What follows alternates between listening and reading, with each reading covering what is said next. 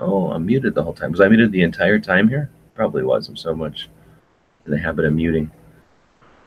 Anyway, so yeah, I'm doing some stuff on Adobe. I won't say all that again, but if you have any questions on Adobe Illustrator, I've been working on opening up a file over there and getting ready. I was just explaining that if you're on gun channels, you want a link, let me know. If you want to come in and talk about two-way media, it's not an open lobby chat, and it's not a discussion about how the clouds are floating in the air. We're talking about getting two-way projects accomplished, Q&A, or offering suggestions, or you want somebody to help you out with building a website or working on some graphics or video editing, any of that stuff. Otherwise, till then, I've got Adobe Illustrator open here. I need to work on a project for gun channels, and I'm going to listen to a couple of podcasts, a couple of things to listen to in my over the week that I haven't listened to yet. Clover Tech has a 44-minute chat here with the guys from Antares Alliance, which is a organization of companies, I guess, of businesses. I guess it's not really just people that are manufacturers. It's more than that. There's some content creators there, and there are some services there. So it's a group of businesses that have a common thread that they help veterans causes that help our U.S. veterans. So this is an alliance of companies or businesses that work for veterans, and they do some effort towards uniting those people the same way we're trying to unite people on gun or two-way content creation.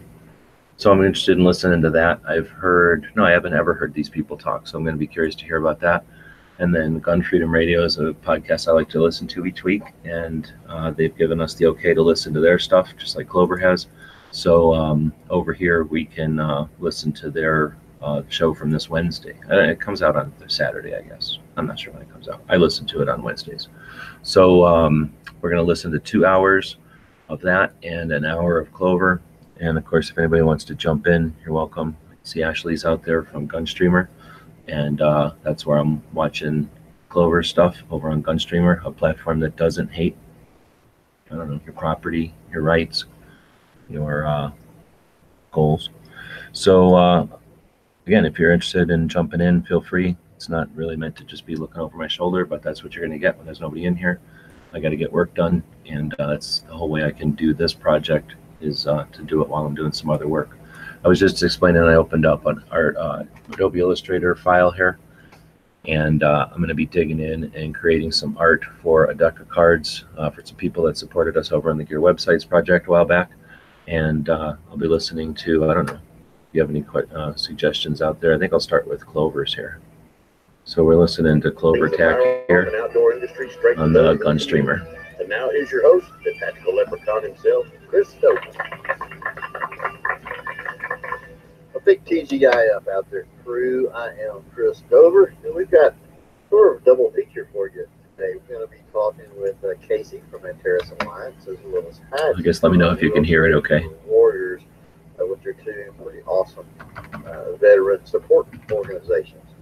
But before we do that, I need to mention Gear Websites. Gear Websites is a great place to pick up some very cool firearm and Second Amendment related items. In fact, their Firearm Inventor playing card decks are hot off the press and in the store over there now. So be sure to check out everything that they have to offer over there on gearwebsites.com. All right, we've got Casey. Casey, help me with that last name. Betzold. Betzold. It sounds like it's spelled there. Just sound right. Right. From Antares Alliance on the line with us. And we also got Heidi Hansing. Yep. Antares Warrior. So how are you, Heidi? I'm fantastic. Thanks for having me. And Casey, how are you doing? I'm good, man. Good. Thanks for having us on. Now, I would like to start out, as I kind of said there in the little pre-chat, not very familiar with either organization, Antares or Military for Warriors, other than Antares, of course, with the pre-SHOT Show events that the various media outlets, mostly online media outlets, covered. So I'd like to start with Casey, if you don't mind. Tell us a little bit about the history of Antares and what you guys do with that organization. Sure. So Antares Alliance is going to be going into its 4th year. So we'll have our 4th anniversary here in January at SHOT Show. We launched just prior to SHOT, will be 4 years ago. Well, they're almost as old as gun channels, except they're 2 years younger. Our existence with an event, which is what's grown into Alliance Week, that happens in conjunction with, but not in conflict with, SHOT Show. So far, that's kind of what we've done with that event. If it happens, it actually starts before SHOT Show does on Sunday. We have our drive-by event out at Program Vegas, and then we roll into a week's worth of activities, really just working with our network companies at the SHOT Show. And so what the Alliance is and how it came about goes back even longer than the time that we've been around, to a group of guys sitting around a table at a show at the National Tactical Options Association, talking about just working together to use each other's products when we were demonstrating our own product. But I started into the Alliance with an ammunition company, so I was building the Team Never Quit line of ammunition with Marcus Luttrell. And so when you go demo an ammo round or ammo of any kind, you're using 15 other products to do that. So the whole point here was just to be strategic about those products and work with people we like to work with, work with brands that we trust and are easy for us to plug while we're plugging our own. And it became just this little community working together conceptually, even as we went to demo our products and they went to demo their products and so on and so forth around the table. We had a gun company, an optics company, a gun cleaning company, and the group. And we just kind of went around the table and said, hey, let's all go just do this. It wasn't a formalized organization. It wasn't a company. It was just 5 friends working together. Over the course of 18 months, that turned into something that became a business, became a community, launched with about 18 companies when it went formal into a company perspective, and today has 53 companies and growing on the manufacturer service provider side, 12 nonprofit partners, over 100 individual members, and a growing number of dealers and professional organizations that are partnered with us to get the message out, which is really, if you boil it all down, think about that small town community that most of us grew up in before the internet existed, and we still had phones that had cords on them. And you'd go to town, and that community was a community because everybody worked together, even if they were competing businesses. Their kids went to school together, played baseball and basketball together, and football together, and that was a community. So I tell everybody the story about going to a hardware store on the north end of town with my dad when I was a kid, and I went, if they didn't have what we needed, you'd pick up the phone and call the hardware store on the other end of town and see if they had what we needed before we wasted our time going to look for it. And I was struck then about how it was interesting to me that those guys were friends, even though they were both trying to do business in the same space in a small town. That's what the Alliance is about on a day-to-day basis. And we bring that together tangibly in events and times to get together. So I asked Heidi to come today also. We've been doing this as we go around the press, and we do this cyclically with other nonprofit partners as well, because it really kind of brings the entire message of what the Alliance is about to a real understanding as we explain it and lay it out to people. Because every company in the Alliance has to have a measurable and tangible give to a viable and approved, vetted veteran or first responder charity. There's a number of ways that they can do that, but it has to be measurable. The reason it has to be measurable is at the end of each year, we actually sit down with the companies that are in the Alliance on the entrepreneur side, the for-profit side, and we look to see if that number is growing, their give. Is it growing? And we're trying to help them grow their business so that they can grow that number. So it all ties together all the way down to that nonprofit partner. So it's the nonprofits in the veteran first responder field are our mission field, and that's kind of the piece that ties the message together. And as Heidi kind of explains to you here in a minute what they do over at Wheelchairs for Warriors, they are one of 12 to, I think we're almost to 13 now. We're working with a new one that's about to sign up, but we're at 12, I think, locked in nonprofits right now that we do tangible. It is time for Firearm Friday, a weekly podcast that brings the firearm and outdoor industry straight to those in the community. And now here's your host, the tactical leprechaun himself, Chris Stokes.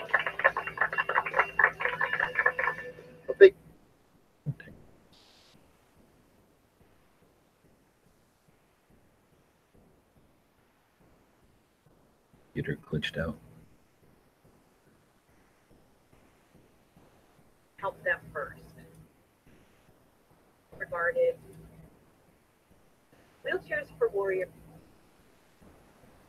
Growing. Their gift is it growing, and we're trying to help them grow their business so that they can grow that number.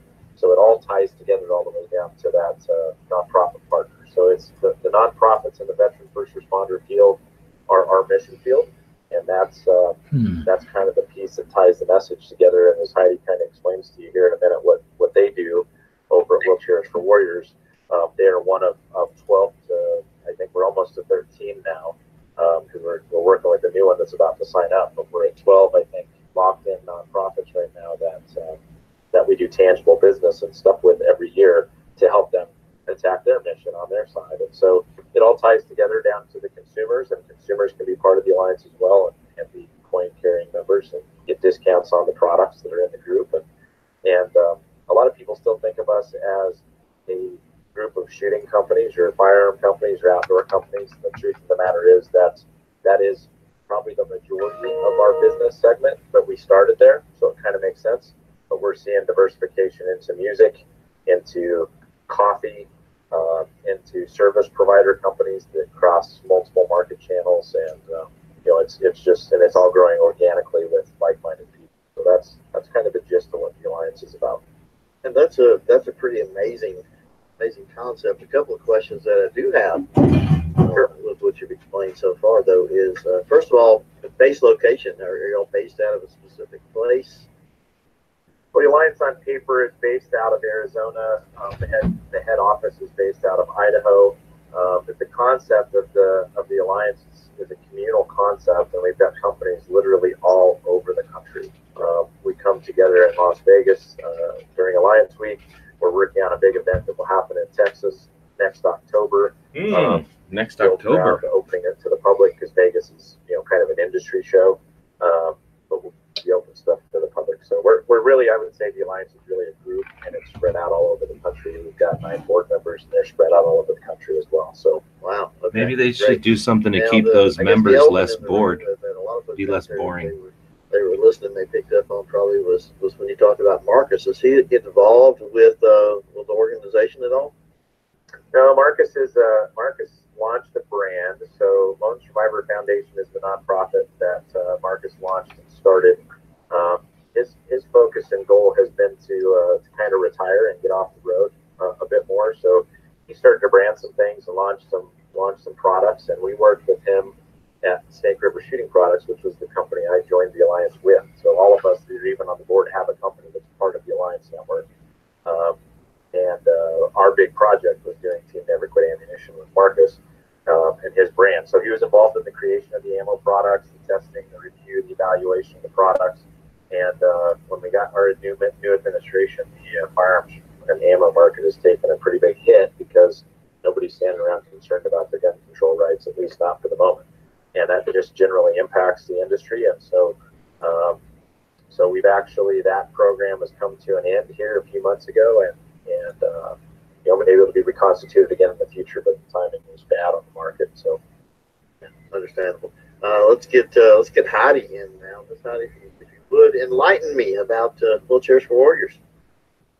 Okay, well, I'm so glad that Casey let me know you were talking about this today.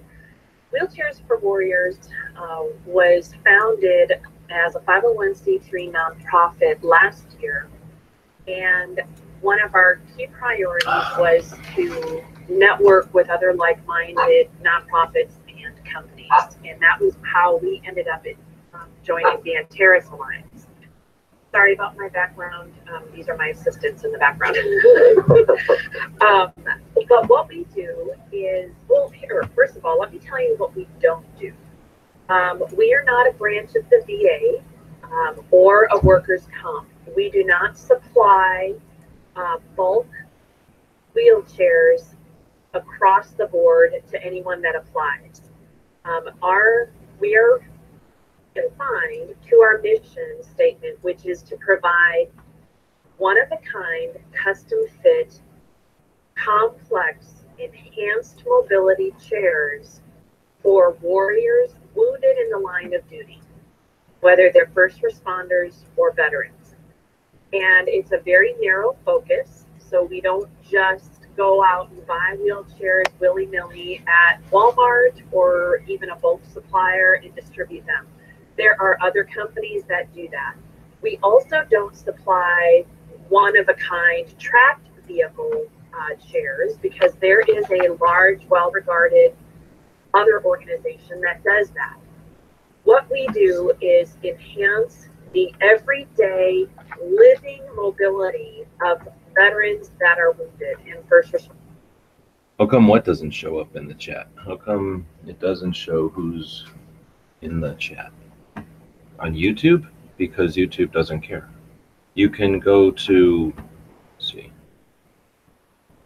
I'm not even screen sharing anymore. So if you go over here and go to live chat instead of top chat, you'll see more of what's chatting. And then I think you can go up here and see who the participants are. And we're the only two talking. So that's all you got. Otherwise, you can scroll up.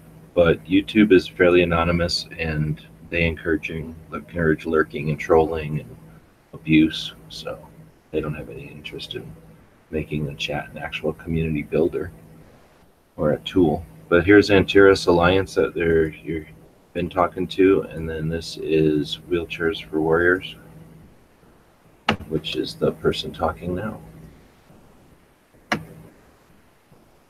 And we're listening to this over on Gunstreamer. Responders that are wounded. So we have a wheelchair designer on staff who will visit a proposed recipient, measure him or her specifically, assess their injuries and how they live their life. So they take their lifestyle into account, they take their abilities into account, and their specific injuries in order to design a one-of-a-kind custom fit chair for that recipient. And it changes their lives. I got a belly rub, a puppy belly to rub. I'll be back in a minute. I want to say this about our veterans specifically. Many of them don't even know we exist because they make do. They make do with whatever they are allotted from the VA or their healthcare system. And I think that comes from a great deal of how our military is trained. But there is another emotional aspect to it too. And that is every veteran that is wounded is looking to others who are worse off than he is or she is and pointing to them and saying, help them first. And that's part of, I believe, the warrior ethos specifically within our military community. So we are trying to get the word out that we exist to individually enhance their lives and to help them raise their standard of living, because they don't have to be, what's the word I'm looking for? They don't have to settle for what they already have, nor do they have to accept waiting for years, Chris. Some of the veterans that we have helped have to wait so long that they give up. They're just like, well, I guess I'm not getting that wheelchair. Right. And so I'm not here to denigrate or downplay any specific caregiver or care provider. That's not why we're here. We're here to supplement and to address individual needs, not across the board blanket, big box type of applications.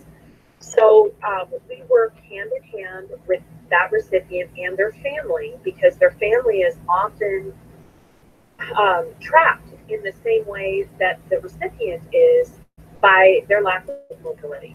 And we want to change that. We truly believe that these are all strong survivors. We want them to roll strong. That's one of our taglines. We call it Rolling Strong. And we want them to rejoin their life at a higher level mobility and participation than they have been previously. So that's why we exist. Awesome.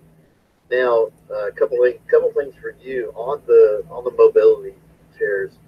I know those things are not cheap, even just the run-of-the-mill, box store version. Once the customizations and all that are done, but do you know roughly what a price tag is on something like that? If somebody was out there without the organization and was trying to raise money or trying to fund something like that. Okay, so you broke off a little bit for me, so I'm assuming you're asking me for how much she's breaking up. Right, yeah. Is that what you're asking? Yeah, an average price for an actual custom chair like you guys provide. Okay, so because each one is individualized, it's hard for me to kind of give you a ballpark. In the realm of nonprofit, we are able to work with wheelchair providers and manufacturers because our engineer is licensed with them. We can sometimes work deals where we can say, hey, will you donate a portion or half or mostly all of it if you can. But I would say that for a super light type. Well, I wasn't asking the organization's cost. I was wondering if the average individual out there was looking, let's say that they're not a veteran or whatever the case might be, and they were looking for a custom mobility chair. Do you know roughly what an average price on something like that would be? It's got to be expensive. It is very expensive. Many of them are the price of a car, a small car. Wow.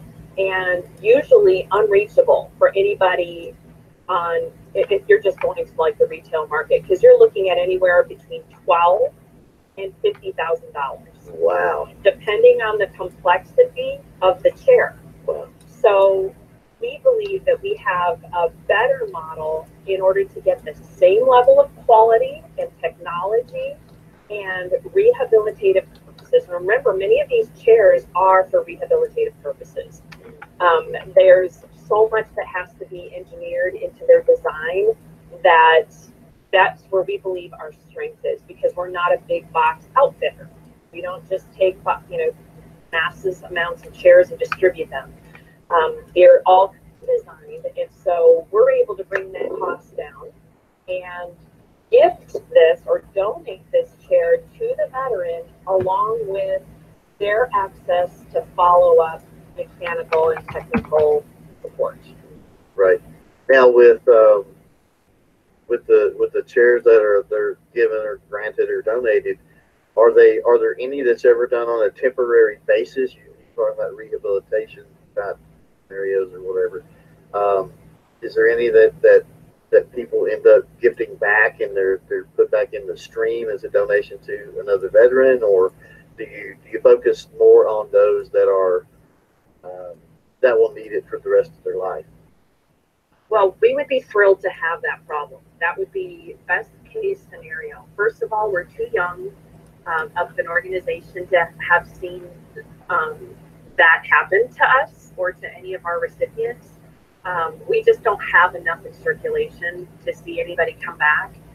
And again, in fact, we have been offered donated chairs from other people who find out what we're doing and they say, hey, my brother or my sister, they'll say, hey, I have someone, we've got a chair, it's very lightly used, and we are not able to accept the chair because we don't have a specific recipient that it would fit, because each one is customized, right? Yes. So for instance, we just gave a chair to a Marine, Eric Morente, and he's very athletic. He's very, very competitive. He is an amputee, and he required a prosthetic. That he did not get one through the VA, nor did he get a wheelchair through the VA. He was given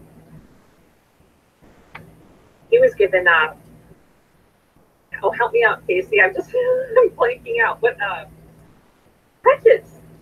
Y'all, I couldn't even put down that level. I wasn't even going to guess that. That was so far out of my head. I thought, surely to God, she's not fixing to say they just gave him crutches. But yes, that is the equipment that he was allotted from the VA. And we came up, and he's incredibly athletic. And so his mobility and other parts of his body were being degenerated because using the crutches were starting to blow out his shoulders. Sure. He was given a prosthetic from another nonprofit.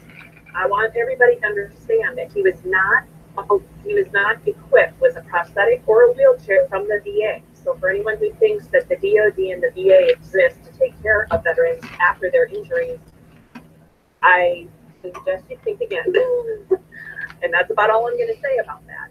But he had been waiting for a wheelchair for 2 years and had still not received it. And we got him a wheelchair within 28 days. And he didn't necessarily need a super complicated wheelchair. He just needed a wheelchair to something. Right? He needed a wheelchair, and he needed a super light titanium one so that he could load it, because he is an amputee, and he needed to be able to load it with one arm into his truck.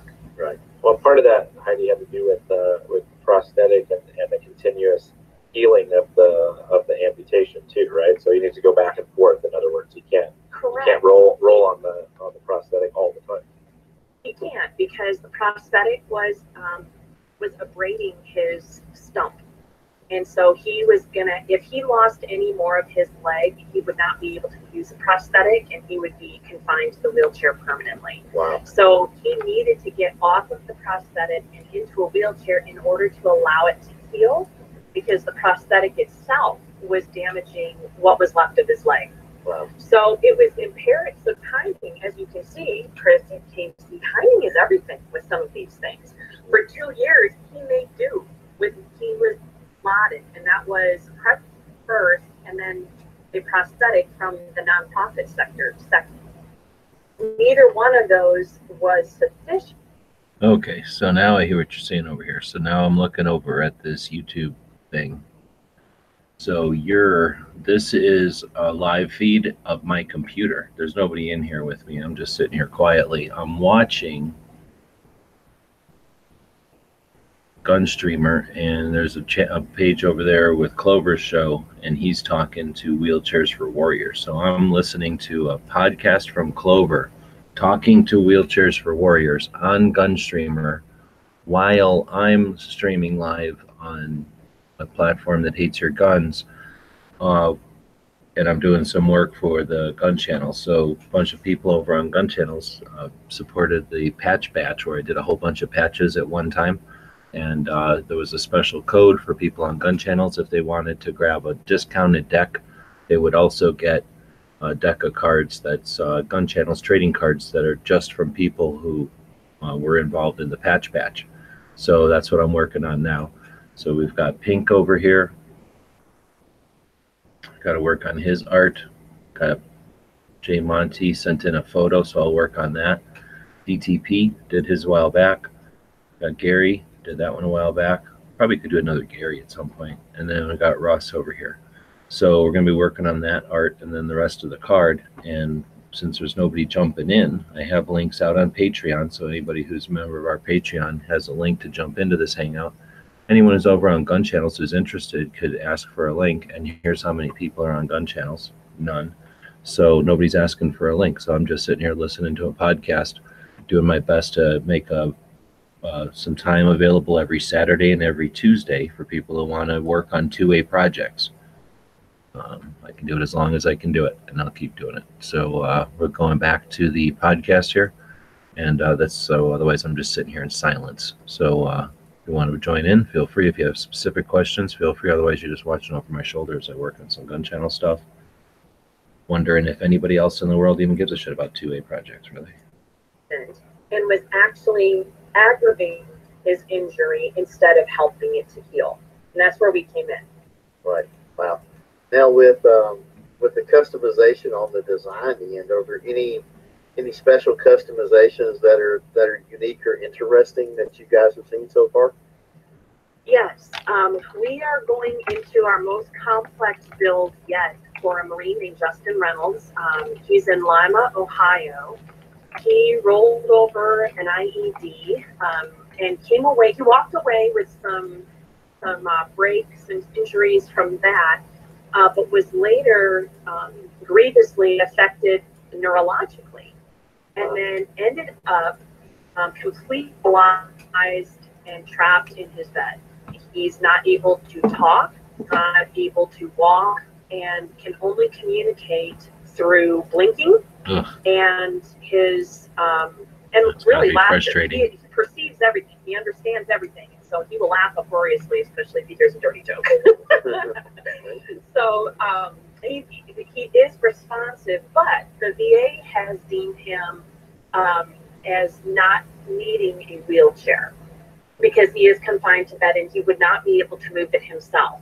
We are able to construct a wheelchair that is movable through eye movement. Wow. And then it can also be, it's going to have a dual purpose. He'll be able to manipulate the chair with eye movement, seeing as he's become very adept at that anyways, as his primary mode of being able to communicate. But it's also going to be attendant driven, which means his mom, who is one of his primary caregivers, even though he lives in a nursing home, will be able to get him out of the bed, into the chair, down the hallway. Just to even get him out of the world of his room is going to be huge. Oh, absolutely. And then even to get him outside after a few years of being trapped in that room is going to be a gift. So that we're very, very excited about that. That is a very complicated, high-level build, and it's going to be, I hesitate in my own lack of technical understanding of how complex this is. I hesitate to even say this number, but it's going to be in the ballpark of $35,000. Wow. Yeah, that actually sounds cheap probably for the tech that's involved in that. Pretty insane. That's pretty insane. Wow. So let's move along a little bit here because I'm curious about. Obviously, you two are kind of here together for a reason, and I guess whichever one of you wants to field this one, or you can take turns if you'd like. But how does Antares? How did the alliance, no pun intended, between Antares and Wheelchairs for Warriors? How does that work? Where did that start?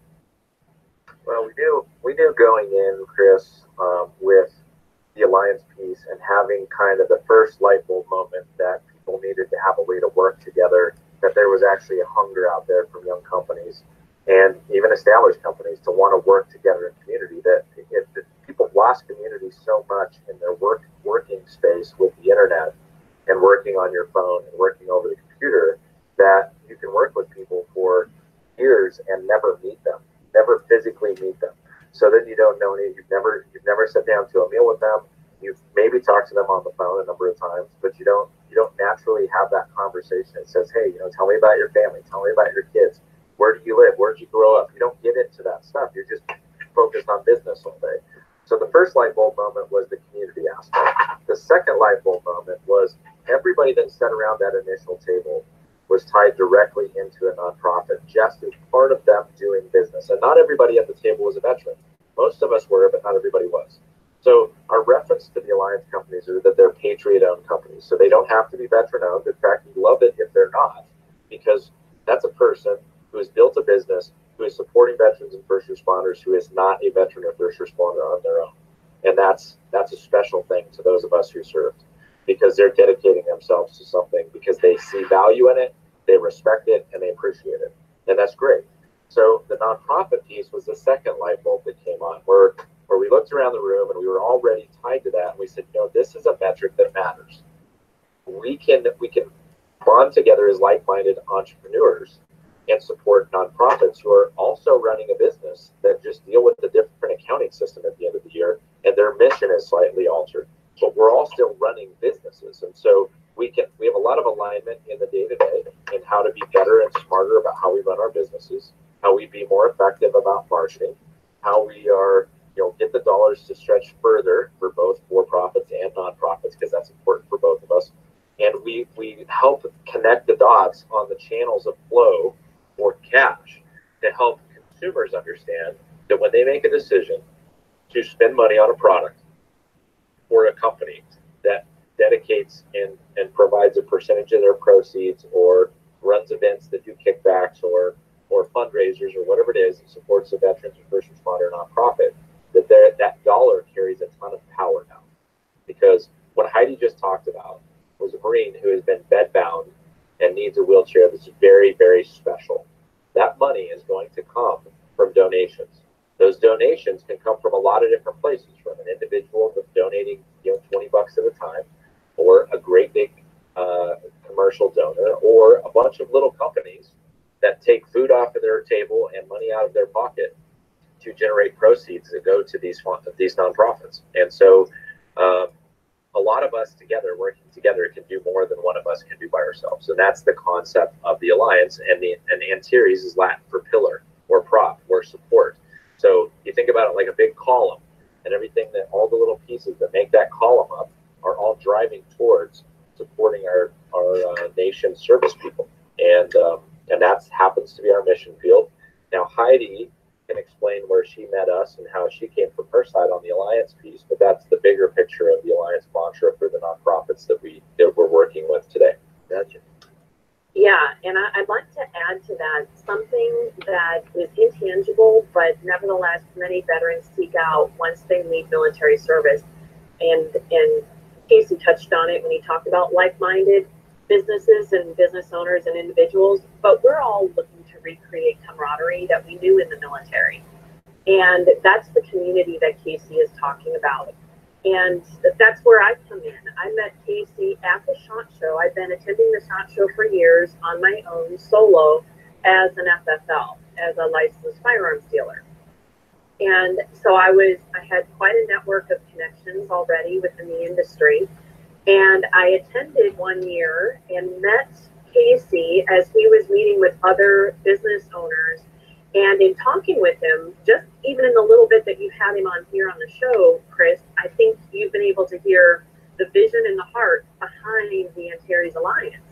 And it immediately clicked for me. I was like, we have got to join together, because that's that same sense of community and camaraderie that I'm looking for. And that I know that we can't do this alone. I know it. We have to come alongside others and strive together. We want to support other veteran-owned businesses, patriot-owned businesses. We want to see them succeed, because we know that when they succeed, their generosity impels them to turn right around and support other nonprofits. And we've gotten to know the organizers of the other nonprofits in the Antares Alliance, and our heart goes out to them as well. We want to see them succeed. Every single one of us has a different mission, but we're all on the same team. And that is what is so attractive and so necessary for someone like me. I'm a former Army officer myself. My son, I'm also a Blue Star mom, something I always follow up with just to show where my heart has been and always will be in the military community. So, none of us, even though both Casey and I served as veterans, none of us feel that that we're ever released from that. We always feel kind of like we're looking to be part of something bigger than we can be on our own, and that's what Casey was talking about. Well, I think you get that as a military person myself. I don't want to project anything on anyone, but I think that being in the military, I think, gives you that sense of something greater than yourself. And then when you get out, most veterans still retain that sense of wanting to be a part of something larger. But in a lot of cases, you struggle a little bit. You see a lot of vets that struggle with the loss of that in some cases, and there's a piece of that involved here too. That there's vets that come into this, and you come out of the uniform and you kind of struggle a little bit. I did. I struggled from the perspective of going into the big business corporate world. I have a business background. I got a master's in business. I enjoy business. It's fun for me. And I'd get into these big corporations and I would just really struggle. I struggled because the guy sitting next to you he doesn't have your back. He's likely to stick a knife in it. The way that customers were treated, I had to generate everything into a mission, right? So it's like, okay, what's the mission? How do we achieve the mission? That's just where the programming comes from the training side.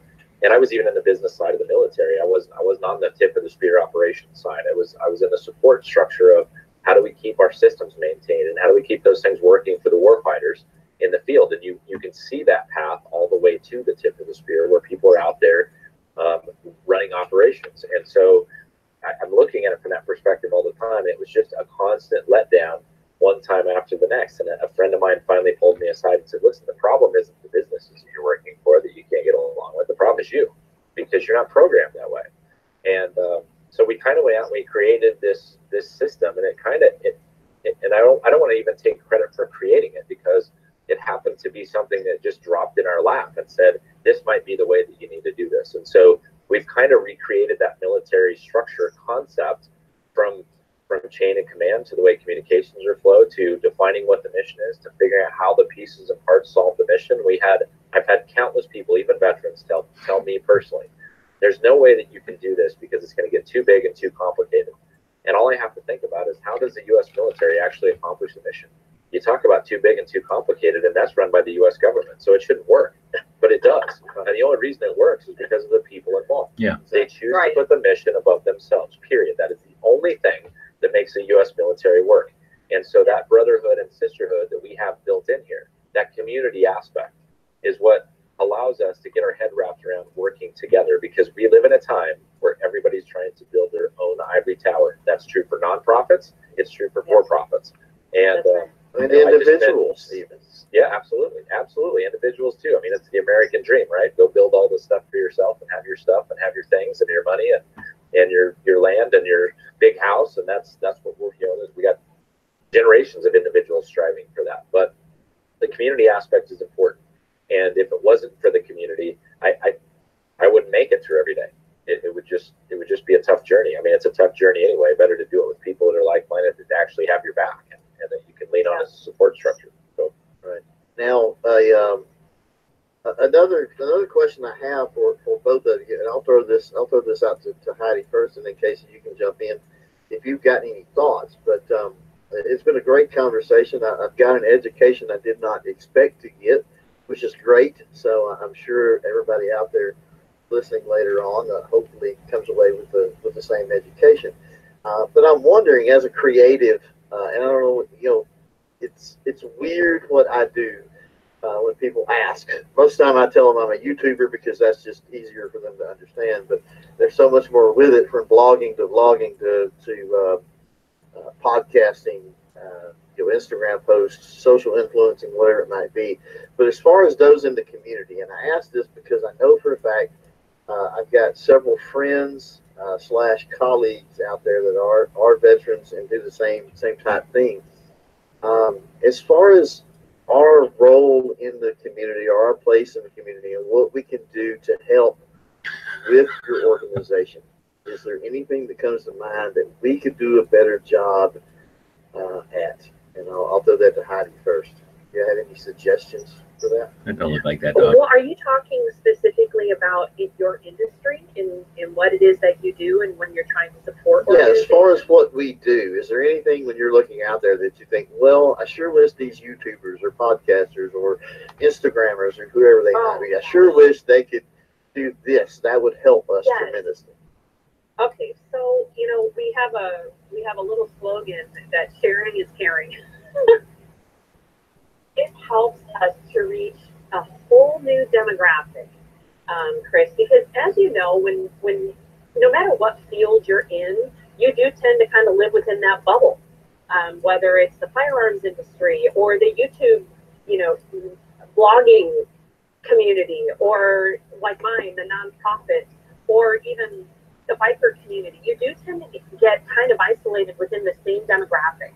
And it is so helpful, just even being on your show today, for people that I would never have an opportunity to reach, that would never hear our voice or our story, to actually hear it through a whole nother medium, which is your show, and reaching your demographic. Because the more we can spread the word about the services that we're offering, we'll get an application for someone who says, oh my gosh, I know someone who needs a wheelchair, or I want to apply for someone, or I want to apply for a loved one. We'll get that first and foremost. But second of all, you help us spread our link. Our URL is wheelchairsforwarriors.com, all one word. It doesn't look like that, dog. It looks like a really mean little rat. And it just helps us get the word out there, because we are always looking for donors. And we're looking for people who, even if they can't give much, will help us spread the word. The more people we reach, the wider our reach, the lighter the load becomes for everyone. Gotcha. Casey, you have anything to add? I do. the biggest thing, it ties to everything we've been talking about today. The reality of the way that messages spread, products get sold, people have an emotional connection is always, always, always through word of mouth. We can market until we're out of money. We can advertise until we're out of money. The reality is, if it's a one voice to the next from somebody that you trust and you care about, that's where the message actually funnels through. And so when we get to do this, which Heidi does a lot of, I do a lot of, all other nonprofits, our other companies, as much as we can, because you have an audience, and that audience listens to you because they trust you, even if you've never met them. They wouldn't spend the time to listen to you unless they trust the message you're bringing to them. So we know that by default, the message that we're bringing to you today, they're going to sit down and listen to because they've trusted something that you've done or said to them in the past. That's a word of mouth that exponentially gets out there. And so the Alliance isn't a story about Casey. It isn't even a story about Heidi. It's a story about a bunch of companies that are like-minded. They've all got products. They're all working and grinding and cranking and trying to get through. I talked to somebody in the Alliance the other day that went down and got welfare food for his kids because the industry's tough right now. And he calls me to let me know that, to say, hey, I'm sorry that this or that. And then what I do with that is go, hey, thanks for letting me know, because companies don't talk to each other about that kind of thing. Friends do. People with relationships do. This is about the Marine who's laying in his bed and can't get out because he needs help. This is about the company who is having a tough year and needs help. And I've had a tough year too in my business, because my business is tied to the ammo industry, to the point where we got out of the ammo industry this year and we're doing different things.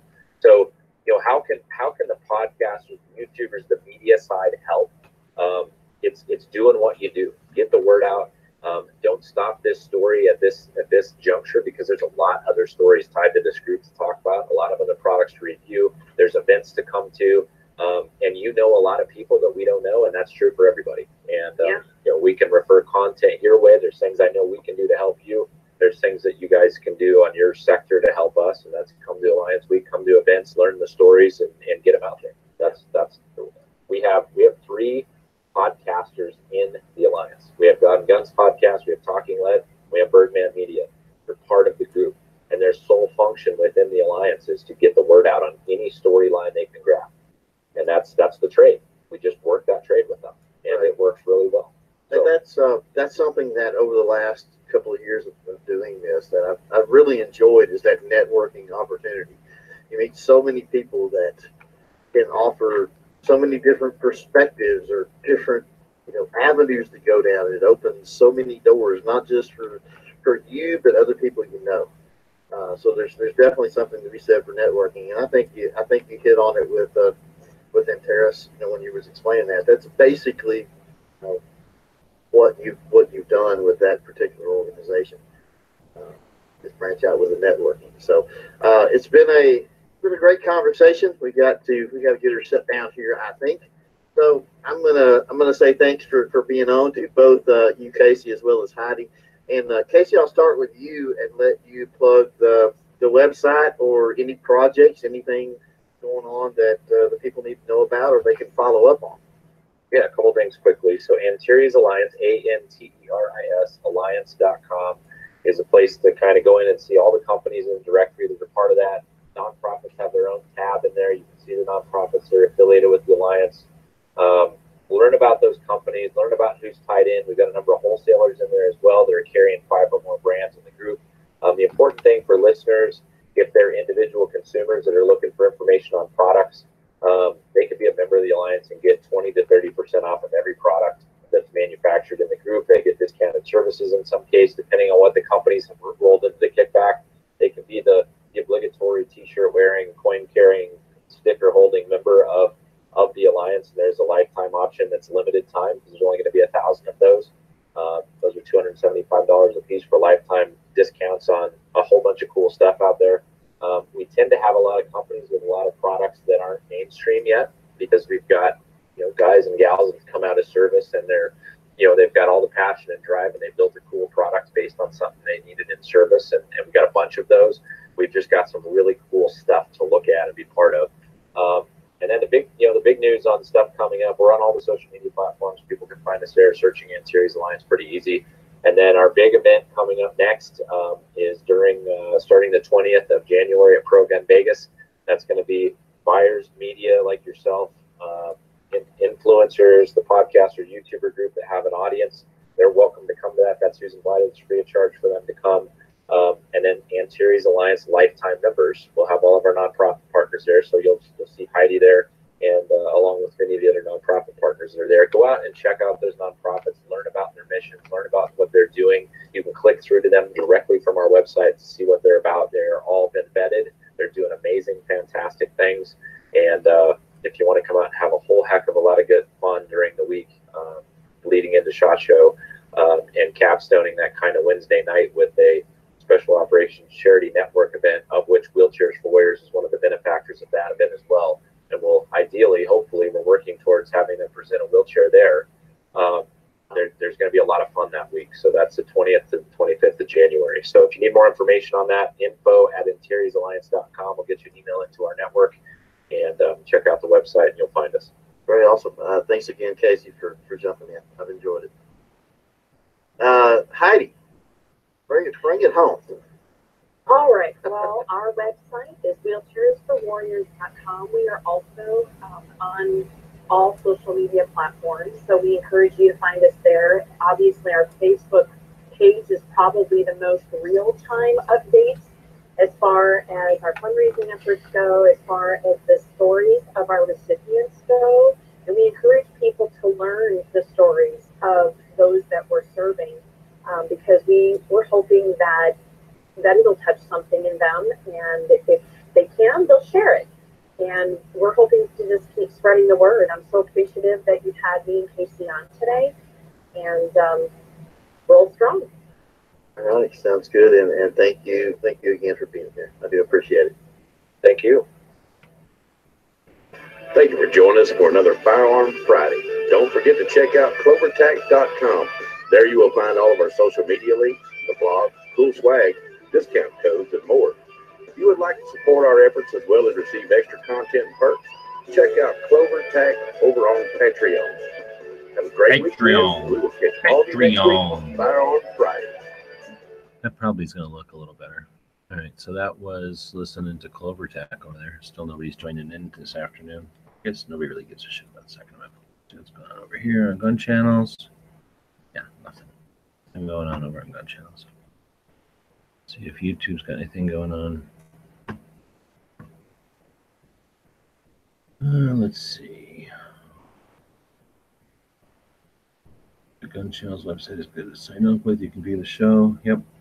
I did gun channels before. It's kind of a pain on my phone. Yeah, you shouldn't bother with it. It's difficult. And someone about a year ago, then it kind of looked like some random made-up Gmail told me the humor wasn't welcome over there. Oh, okay. So, yeah, if you get any kind of resistance to anything, if anything's difficult, stop it. You shouldn't bother with it. It's definitely not for you. All right. Yep, just doodling. Not doing anything. Just doodling. So keep moving. I'm going to listen to another podcast here. And this is Gun Freedom Radio. And this is a podcast out of Phoenix area. So it looks like they only have 2 people on. That's unusual. 2 people who have been on the show before, it looks like. We'll find out. Freedom is never more than one generation away from extinction. We didn't pass it on to our children in the bloodstream. The only way they can inherit the freedom we have known is if we fight for it, protect it, defend it, and then hand it to them with the well-taught lessons of how they in their lifetime must do the same. And if you and I don't do this, then you and I may well spend our sunset years telling our children and our children's children what it once was like in America when men were free. Welcome to episode number 139 of Gun Freedom Radio, where we engage, we educate, and we inform. We are brought to you by azfirearms.com, your nationwide hometown gun shop. Well, I am one of your hosts, Cheryl Todd. And I'm the other guy, Dan Todd. Our theme today is Sweeter the Second Time Around, a compilation best of show film. Absolutely. So we picked a segment for our first hour. It's from our episode 13. Back in 2015, we recorded this, and the information is just as vital and just as important today as it was then. The show was titled, Can You Hear Me Now? And we have a married couple who happen to also have weapons and combat training to talk about how to parent in a gun-owning home when kids sometimes don't want to listen to parents. And it is such an important topic, especially if you're a parent who does not own guns. Just because you don't have guns does not guarantee that your child will not encounter a gun at, say, a friend's house or a relative's home or even on the playground. So we're going to dive right in and have Dan introduce both of our segments today. Well, our first hour, we have Scott and Demi Johnson. They're a married couple and both retired from the Army. They now are professional photographers operating Victory Photos, and they produce our annual vintage-style pinup calendar. Scott is also an inventor of Tacticatch, which is a field-tested and approved AR retention system. Demi served 8 years as a combat medic and retired as a sergeant. And during his 23 years of service, Scott was a drill sergeant and held positions in the Army's military police version of SWAT team before being injured while in Iraq. Today they talk to us about raising kids safe around firearms and other tools of defense. On our second hour, we have Fred Matheson. He's the founder of Force Options USA. He is a professional firearms and combative instructor, as well as a dignitary protection provider and freelance writer. Fred is also the host of Center Mass Podcast. Cheryl recently gave an interview on Fred Matheson's Center Mass Podcast. Strap on your running shoes because they talk about everything from red flag laws, conspiracy theories, the HR 5087 assault ban, how to engage our circles of influence, religion, and raising 2A smart kids, all in one hour. True enough, and Fred, surprisingly enough, didn't get a word in edgewise. Well, that's because you had a mic, didn't you? I did indeed have a mic, but it was a really great discussion, and I encourage you to stick around for the entire show. And for now, here we go with a replay that is Sweeter the Second Time Around of our episode 13, Scott and Demi Johnson. Here we go. I am one of your hosts, Cheryl Todd. And I'm Dan Todd. Our theme today is Can You Hear Me Now? Parents, Kids, and Guns, and the Hearing Protection Act. Our first hour, we have Scott and Demi Johnson talking about parents and guns, our Responsibly Armed Citizen Report, and then we're going to go to our second hour with the Polite Society podcast with Paul and Susan Lathrop, Rob Morris, Gary Doherty, and John Richardson. And of course, we have Dan's Tip of the Week. With your new sound effect. I'm going to have to change that. I love it. You remember what it's from? Grease. Grease, that's right. It's a word. Principal. It is the word when the principal is, getting ready to do the announcements. Are you saying you're calling me into the principal's office? You need to live in the principal's office. But other than that, all right, on with the show. We're switching things up here a little bit today. We're going to have our Responsibly Armed Citizen Report right up front. Fight a never-ending battle for truth, justice, and the American way. So we like to bring you stories of, responsibly armed citizens. So it's the good guy doing good with a gun, stopping a bad guy with a gun type of stories that normally you would never hear on the national news stations and networks. But this particular one, I was actually pretty proud that I saw it on Fox News, and they did a very nice and lengthy treatment of it. And so you probably have already heard this, but it's definitely worth bringing to the show and talking about it again. It's the one where the mom was at home and she's breastfeeding. So I know that's news. What's news about that? They do that everywhere, Cheryl. I was going to say, you probably have a bunch of inappropriate jokes right now, but just hold them. Just sit back and I'll relax. I'll keep them abreast. Yeah. Mhm. So this one, she's just at home, okay, and she's just relaxed. She's with her baby, obviously a fairly new baby, and you know, a lot of times I hear people say, "Well, what do you need a gun for? Just call the police," right?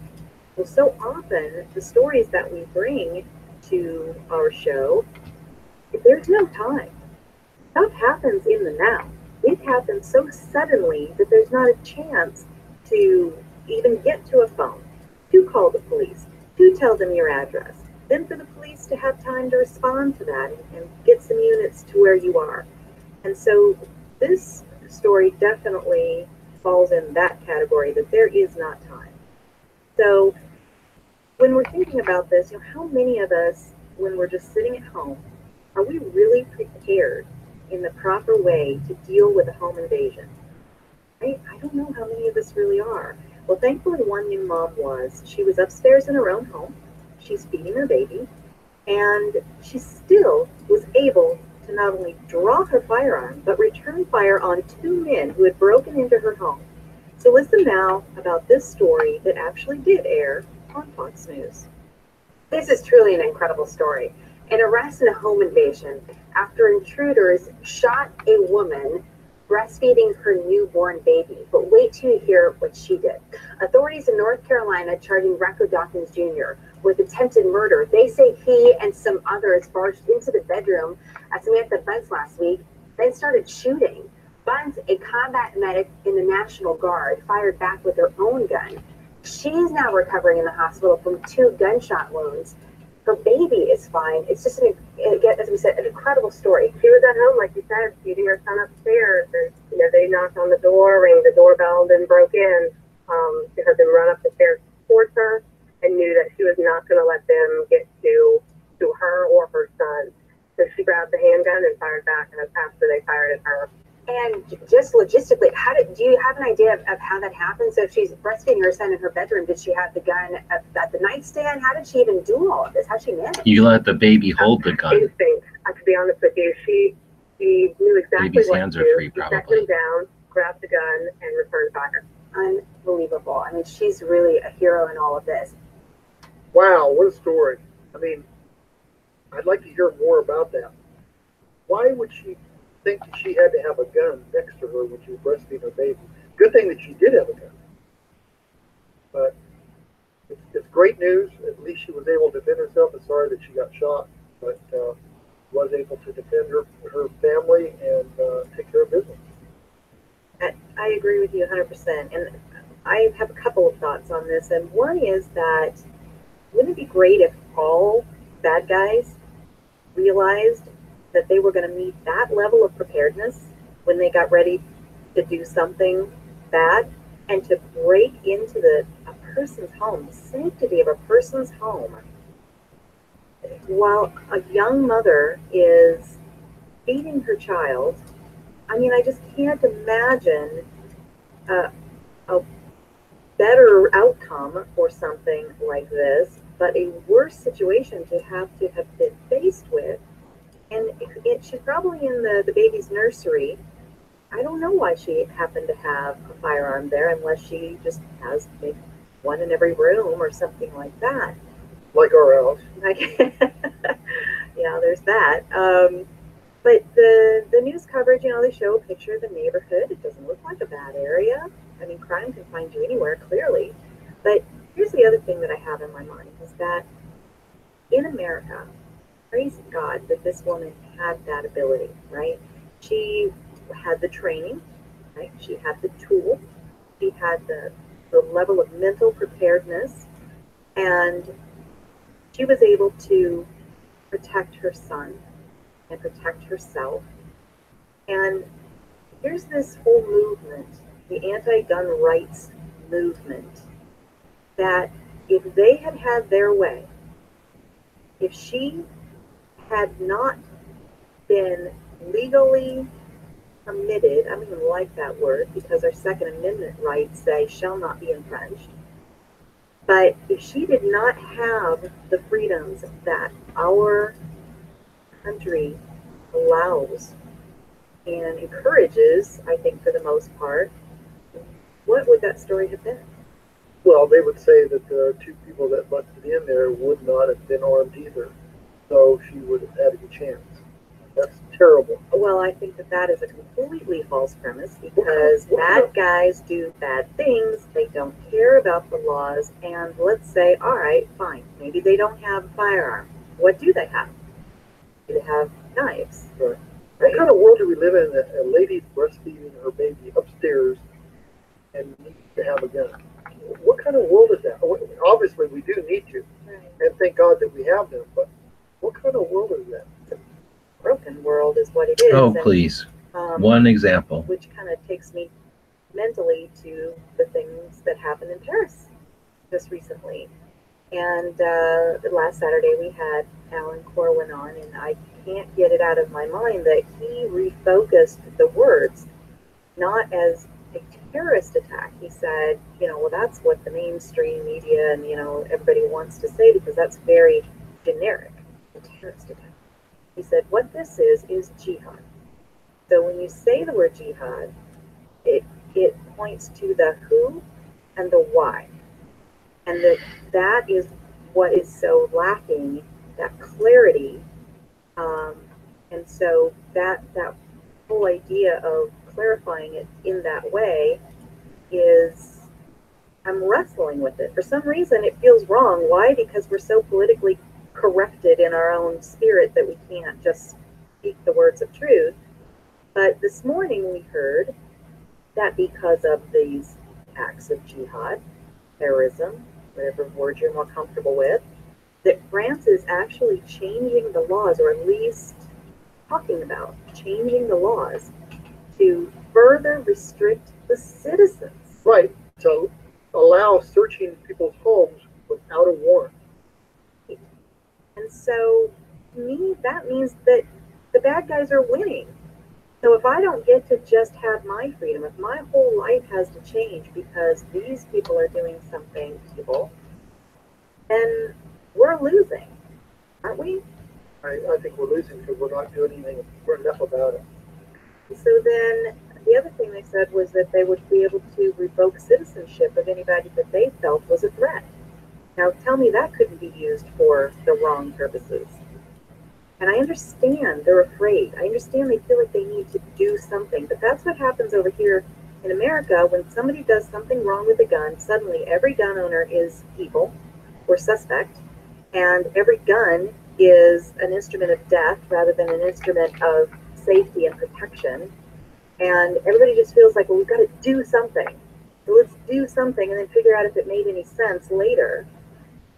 And well, didn't they do that when we had the hurricane in New Orleans? Didn't they confiscate a lot of people's guns at that time in that area? That story didn't get an awful lot of traction, but I did hear that. Right, and people fought back and were able to get their guns back.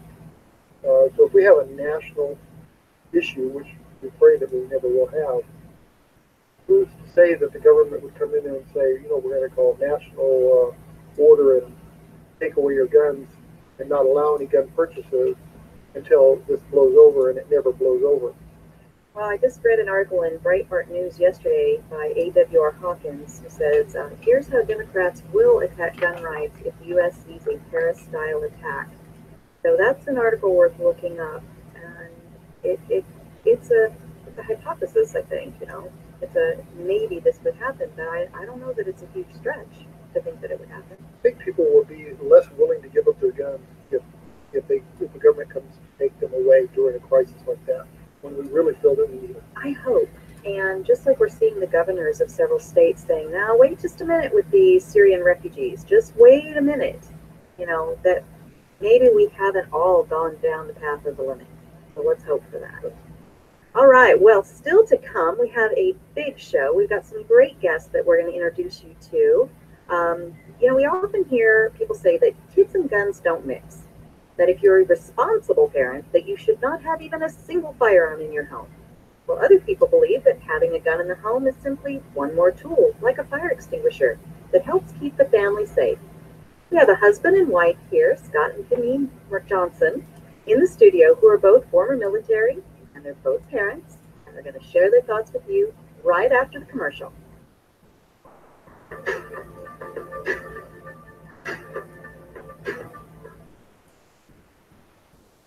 When the smartest audience in talk radio turns 960 The Patriot on every day, good things happen. Listeners are informed and entertained. Not only that, the economy is stimulated by the advertisers who use this radio station to reach our great listeners.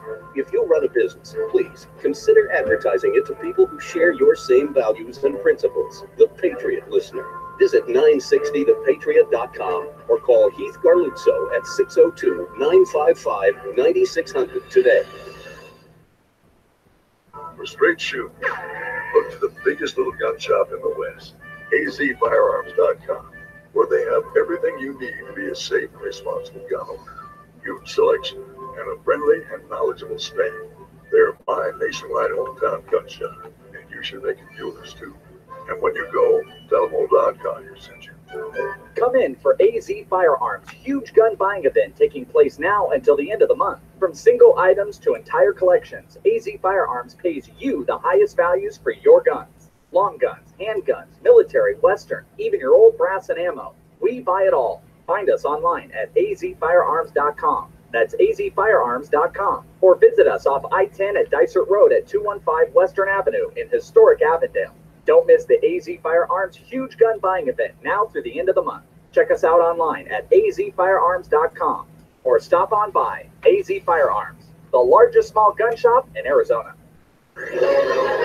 This is Michael Medved for townhall.com. The terrorist attacks in Paris have reshaped the race for the White House, diminishing the prospects of several leading candidates. Hillary Clinton suffered the most serious damage because the global reach of ISIS demonstrates the failure out of them. When you're working hard, Pot of Gold Estate, there are many years of items to cars, boats, guns, and more at potofgoldestate.com. Or visit them off I-10 and Dysart Road in historic Avondale for some live auction action. For more, visit potofgoldestate.com. potofgoldestate.com. How to be a great dad in 15 seconds. Bike ride, go fish, walk in the park, phone call, milkshake, play catch, picnic, fly a kite, tell jokes, laugh, talk, read a story, tell a story, bumper car, swing set, bowling, pillow fight, cut loose, stay tight. Whew. Because the smallest moments can have the biggest impact on a child's life. Take time to be a dad today. Call 877-4DAD-411 or visit fatherhood.gov. Brought to you by the U.S. Department of Health and Human Services and the Ad Council. The following program has been pre-recorded.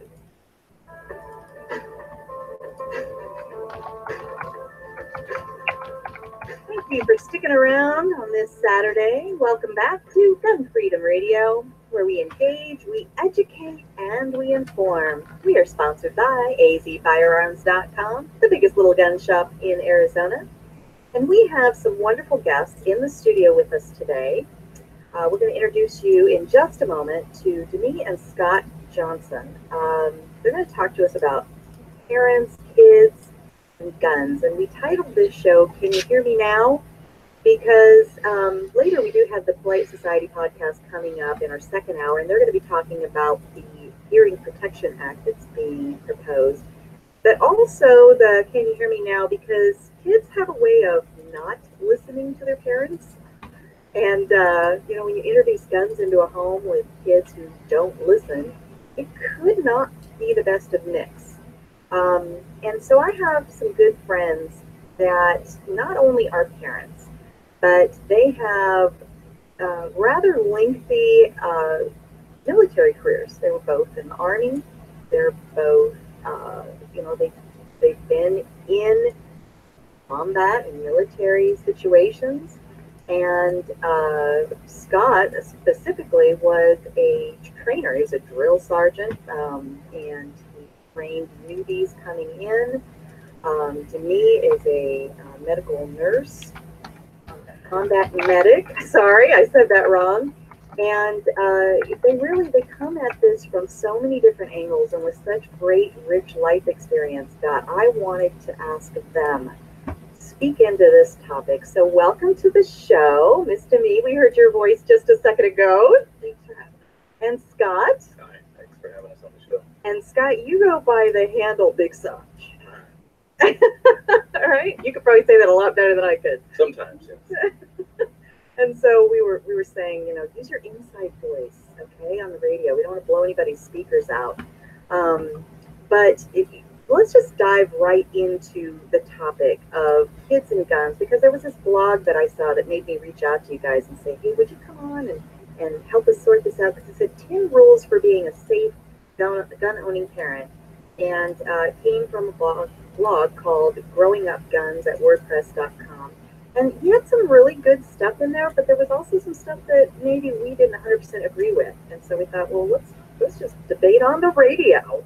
So where do you guys want to start? Well, the 10 rules are, I looked over that, and there's a lot of great things that are inside of that, but some of them just don't make practical sense. I think that depends on the age and maturity level of your child. It's with some of the guidelines that are in locking ammunition away from firearm, which is also a locked up. By all means, I think that's absolutely necessary if you have a toddler that's running around and can find what's on shelves. Very curious about things. It is also very limiting on your aspect of being able to protect yourself, protect your home, in a timely fashion. And you guys have 3 kids, and right now you have a 15-year-old boy in the home, right? Yeah. Yes, 15. It's a great age. Yeah, I think we're trying to erase 11 to 15 right now. Forgive me, what came first? The guns or the kids? What was the first thing? Did you have guns before you had kids? Well, actually, Scott and I had 2 children from a previous marriage, but when we decided to have our son, we had already had guns, and always we've been had a gun in the house.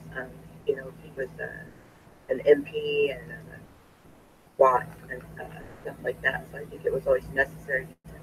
And then when I joined the military, when we were doing military, I just think that was a comfortable thing for us to have protection in the house. So that, you know, the addition of the child was, what can we do to ensure that we have a safe home for everyone? Absolutely. And, you know, you said that so often it depends on the age and maturity level of the child. And then my brain immediately went, and the parent. Absolutely. Absolutely. Because just because you are old enough to walk into azfirearms.com or any gun shop, and you are legally allowed, because you're not a felon, right, to buy a gun, that doesn't automatically make you trained, doesn't make you responsible, doesn't make you a safe gun owner. And so, you know, I know those are things that you particularly are passionate about, Scott. Absolutely. And that goes 23 years in the Army. Most of my career was training other citizens, especially the time I was a drill sergeant, training citizens to become soldiers.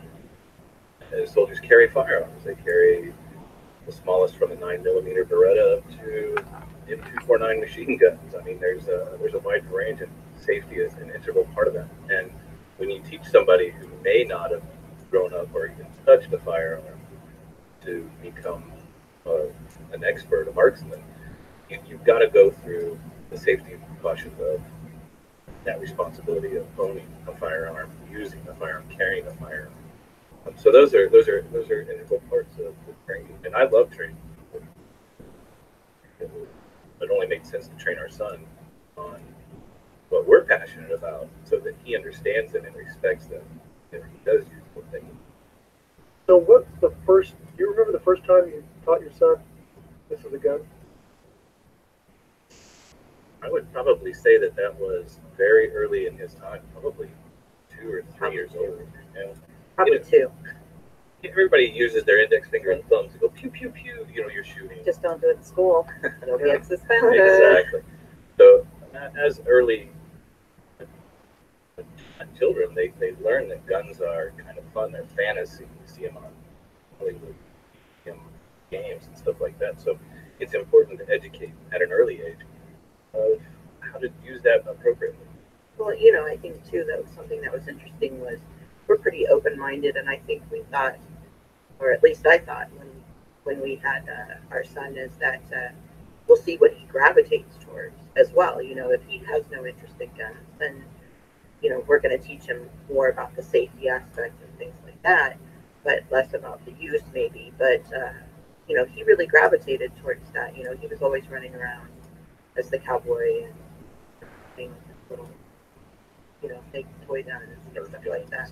Yeah, so Nerf guns especially, we had to teach him, even with Nerf guns, safety. Well, you got to be careful with Nerf guns. Australia is going to ban one. One of the Nerf models is banned because it's too strong. Wow. For a Nerf gun. I wish that was a joke, but it's not true. a joke. Yeah. Well, we're going to break for commercial. We're going to hold you guys over. You got time to stick around because we got a lot more to talk about. And, we were talking about, what your son gravitated towards. Well, we also have to think about when their friends come over. And we also have to think about when they go over to friends' homes. And so there's so many people that think, well, I don't have a gun in my house, so my kids are good. I don't have to teach them. And I think that can lead to tragic results. So we have that conversation with our son as well. Absolutely. So it's very important. Well, let's talk about that when we come back from the break. We've got a lot more lined up. We're talking with Demi and Scott Johnson about a blog called The 10 Rules of Gun Safety when you're a parent. And we also have coming up in our second hour the hosts of the Polite Society podcast. So stick around, and you also don't want to miss Dan's tip of the week at the end of the show.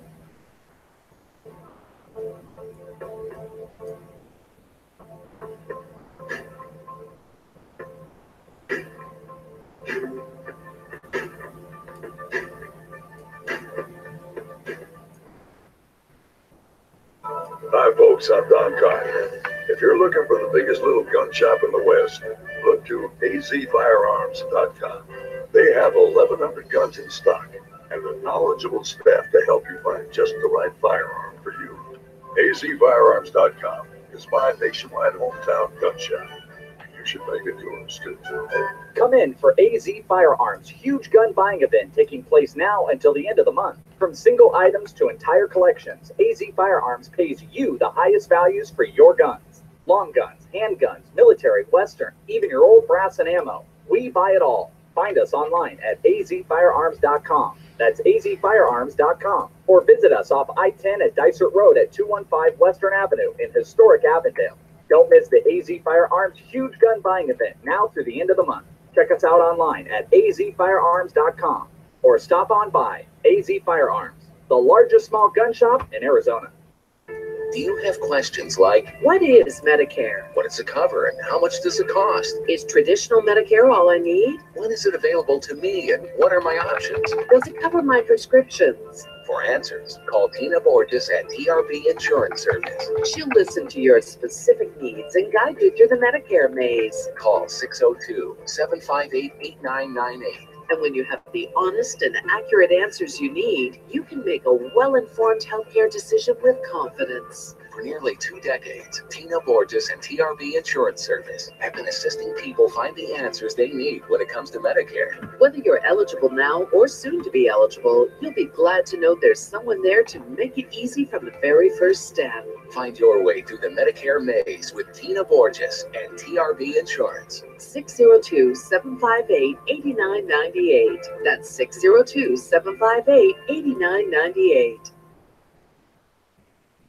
Hey everybody, this is Joey Rocket Shoes Dillon, world champion gunslinger and Hollywood gun coach. In the Westerns, there's always a good guy and a bad guy, and sometimes the ugly guy. And I always root for the good guy, which is why I'm here to tell you about the good folks over at azfirearms.com. They are straight shooters and always give you the best deal in town. azfirearms.com is the biggest little gun shop in Arizona and have something for every single gun enthusiast. Long guns, pistols, hunting, military, law enforcement, home protection, you name it. And when you've got some guns to sell or trade in and trade up, azfirearms.com are the folks to see. Geez, they bought a cannon once. They are family owned and operated, friendly staff, courteous, totally reliable. azfirearms.com will give you the best value for your used guns. So stop in, see my friends Dan and Cheryl Todd at azfirearms.com in Old Town Avondale off the I-10 and Dysart Road, and tell them Joey Rocket Shoes Dillon sent you. I wish I was in school. I wish I was in school. I wish I was in school. What's wrong with them kids? Summer isn't fun when you're hungry. If only I had a big tablet or a book before taking. Give me a math quiz. Give me some homework. If your child relies on free school lunches, we can help provide them with free meals this summer. I'll stay after class. I'll clean the chalkboard. I'll keep my desk real So if you keep the kids So they can dependent stop worrying on about food, food. then they Start never want to focusing on graduate. I'll do Sounds extra good. homework. I'll clean the class pet's cage. I'll skip recess. I wish I was in school. I wish I was in school. School might end, but free lunches don't have to. Find your local Feeding America food bank for help. Together, we're feeding America. Contact St. Mary's Food Bank Alliance at 602-242-FOOD. A message from Feeding America and the Ad Council. Yeah, keep it. The following program has been pre-recorded. Welcome back to Gun Freedom Radio, where we engage, we educate, and we inform, and we are sponsored by azfirearms.com, the biggest little gun shop in Arizona. We are in studio today with parents, Denise and Scott Johnson, talking about how do you mix kids and guns, how do you parent well and protect your home. And when we, before the break, we were talking about, you know, not only do you have to prepare your child to handle firearms correctly in your own home, but also when they're out. Because parents would think that I don't own a gun, so I'm good. My kid doesn't need to know anything about them. What if they go to a friend's house of a gun owner? Now what do you do? So Scott and me have a 15-year-old at home, and so they pretty much know what they're talking about on this topic because they're also gun owners. And Timmy, you had a couple of thoughts on that topic. Well, I think the first thing that we need to do is eliminate the curiosity. Instead of just, this is something you don't touch, it's shiny, and it goes away, which I think almost encourages children to want to, to explore the item. We had to explain what this was and go over, several basic rules. And at the time, it corresponds with the age, not only, that they're physically at, but the emotional maturity that they're at as well, and then introduce the child to how to operate, how to maintain, what's safe, and correspond with that. I think when we talked to our son last night, actually, before we came on here, we asked him some of the things that he could, remember that stuck out to him. And, he mentioned, of course, finger off the trigger, some good things that we had really hammered home, that the most important safety is not to handle it. And you don't have to be a firearms instructor like Scott is. You don't have to have been, a member of military version of SWAT like Scott has been. You don't have to be a combat medic like your career formerly was to understand these things, to know these things, and to convey them to your kids. Anybody, everybody can do this. Right. Don't point a gun at somebody unless you intend to grievous bodily harm. Keep your finger off the trigger. Those are the basic, rudimentary, common sense tactics that will prevent any negligent discharge.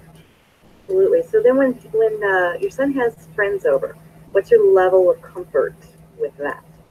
Well, I think that he's pretty clear on, it not being a toy and something that isn't a bragging about, something you don't brag about.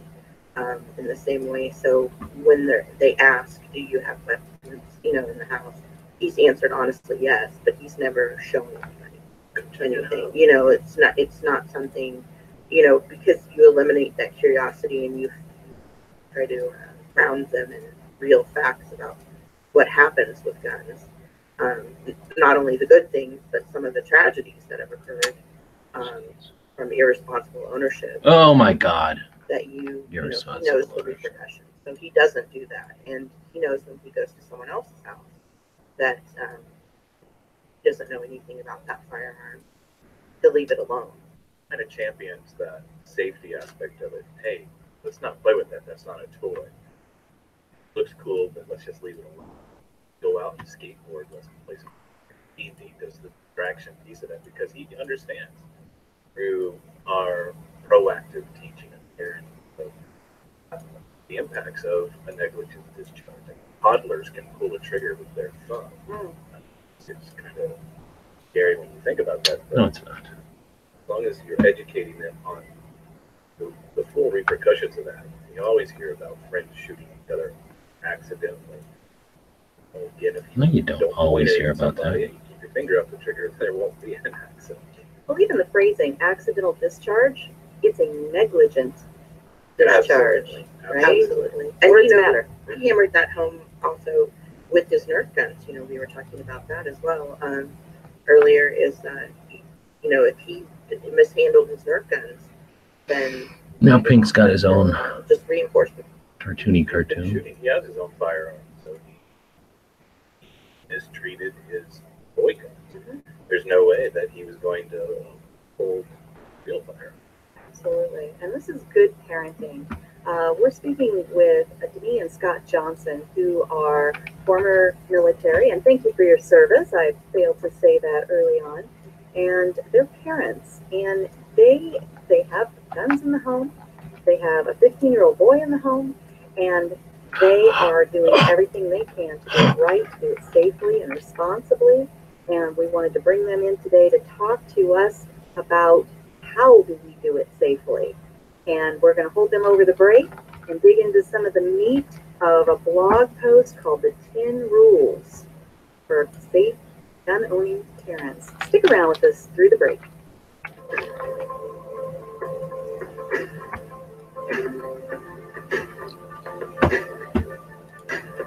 So we're watching over on gun channels. Nobody's really jumping in. Bill Bennett agrees. Watching over on Going YouTube. after Ben Carson. This is so trivial. Suppose that Does that software have a paint bucket? At one point, he might go to West Point and get a full ride. All right, so I've been listening to Gun Freedom Radio over here. And Tony's asking, get some good weather you get out today? No. You're talking to Sarge. Slim is saying hello, and Tony's saying, does that software have a paint bucket? I'm not sure what you mean by paint bucket, but yeah. Talking about like this? Place a palette to get colors from? Or are you talking about a way to like match colors? Like if I wanted this color to be the same as that yellow eye over there, I could hit that eyedropper and touch the yellow and it'll turn yellow. Or if I wanted it to be the same colors as nose, that way I know that those two colors are the same. That's what you mean.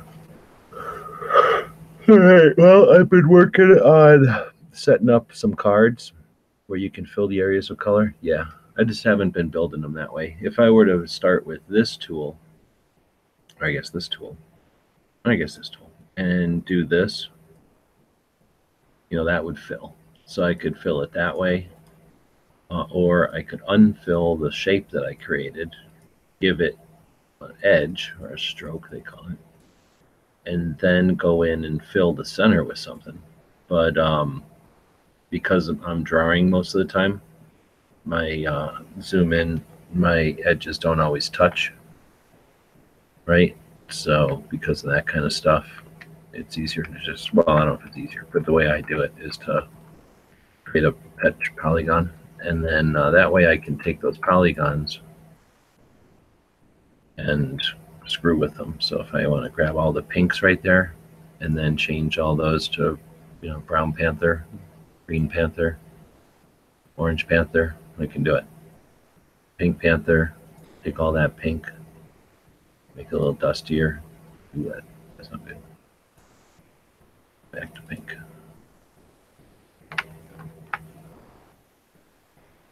So I could do it in these polygons that are complete, but it would look more like a, it could look more like a Simpsons or something. They would all be completely shaped.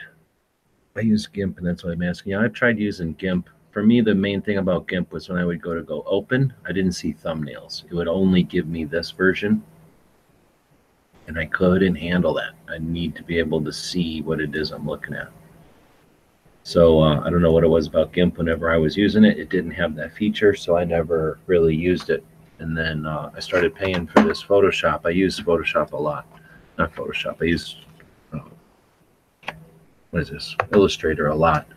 I also use Adobe's other programs. So for me, it's worth having the subscription.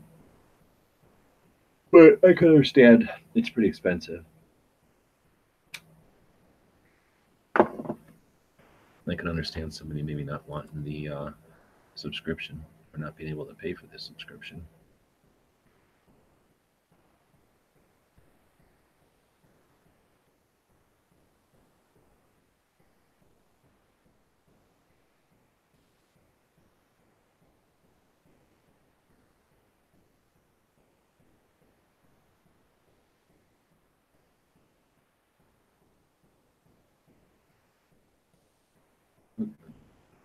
So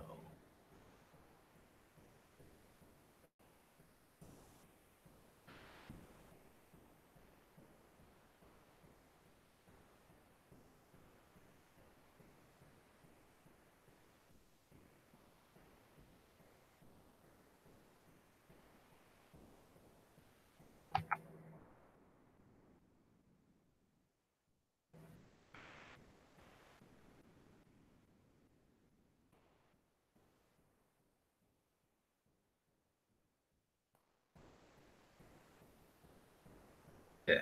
See, now I have to go back and before I make it big, go in and turn it into expand. I don't know why. I have to do this. And when I shrink it, lines stay the same size.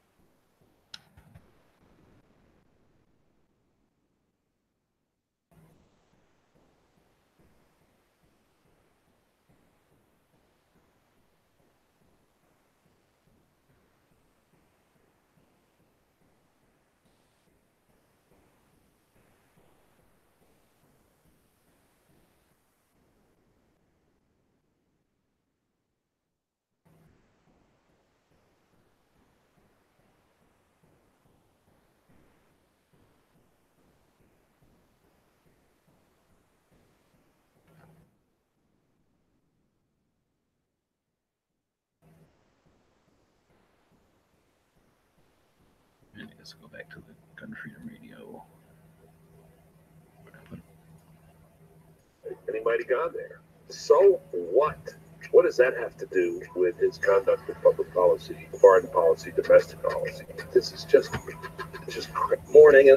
We are a small, friendly, family-owned shop that specializes in first-time gun buyers. We are staffed with knowledgeable people who are ready to help answer all of your questions. My husband Dan and I pride ourselves on having a safe, no-pressure environment. Once you have decided on a purchase, azfirearms.com partners with professional firearms instructors who will train you to become a responsible, safe, prepared, and proficient gun owner. So ladies and gents, when you are looking for personalized service and a huge selection, come to azfirearms.com in Old Town Avondale off the I-10 and Dysart Road, or visit us on the web at azfirearms.com. Attention, this is an investor notice. Are you interested in making some extra cash buying real estate tax liens? The Government Tax Lien Network is offering a free tax lien kit which contains 2 DVDs and a step-by-step report that will show you how to earn guaranteed returns between 15 and 35% yearly, which is completely secured by the government. They'll even show you how to do this inside your own retirement accounts. So if you're looking to become a real estate investor without the risk, then call 1-800-614-0789 to get your free tax lien kit. Then get ready to buy tax liens for pennies on the dollar and buy houses for as low as $500. All from your home with little or no money, working only 5 to 10 hours per week. Call 800-614-0789 for some live auction and theft. Cable lock. Early YouTube channel and podcast. What was that? Welcome back to Gun Truth Radio, sponsored by azfirearms.com, the biggest little gun shop in Arizona. We have Scott and Jimmy Johnson here. Guys, we have a grandbaby. He's a year and 4 or 5 months old.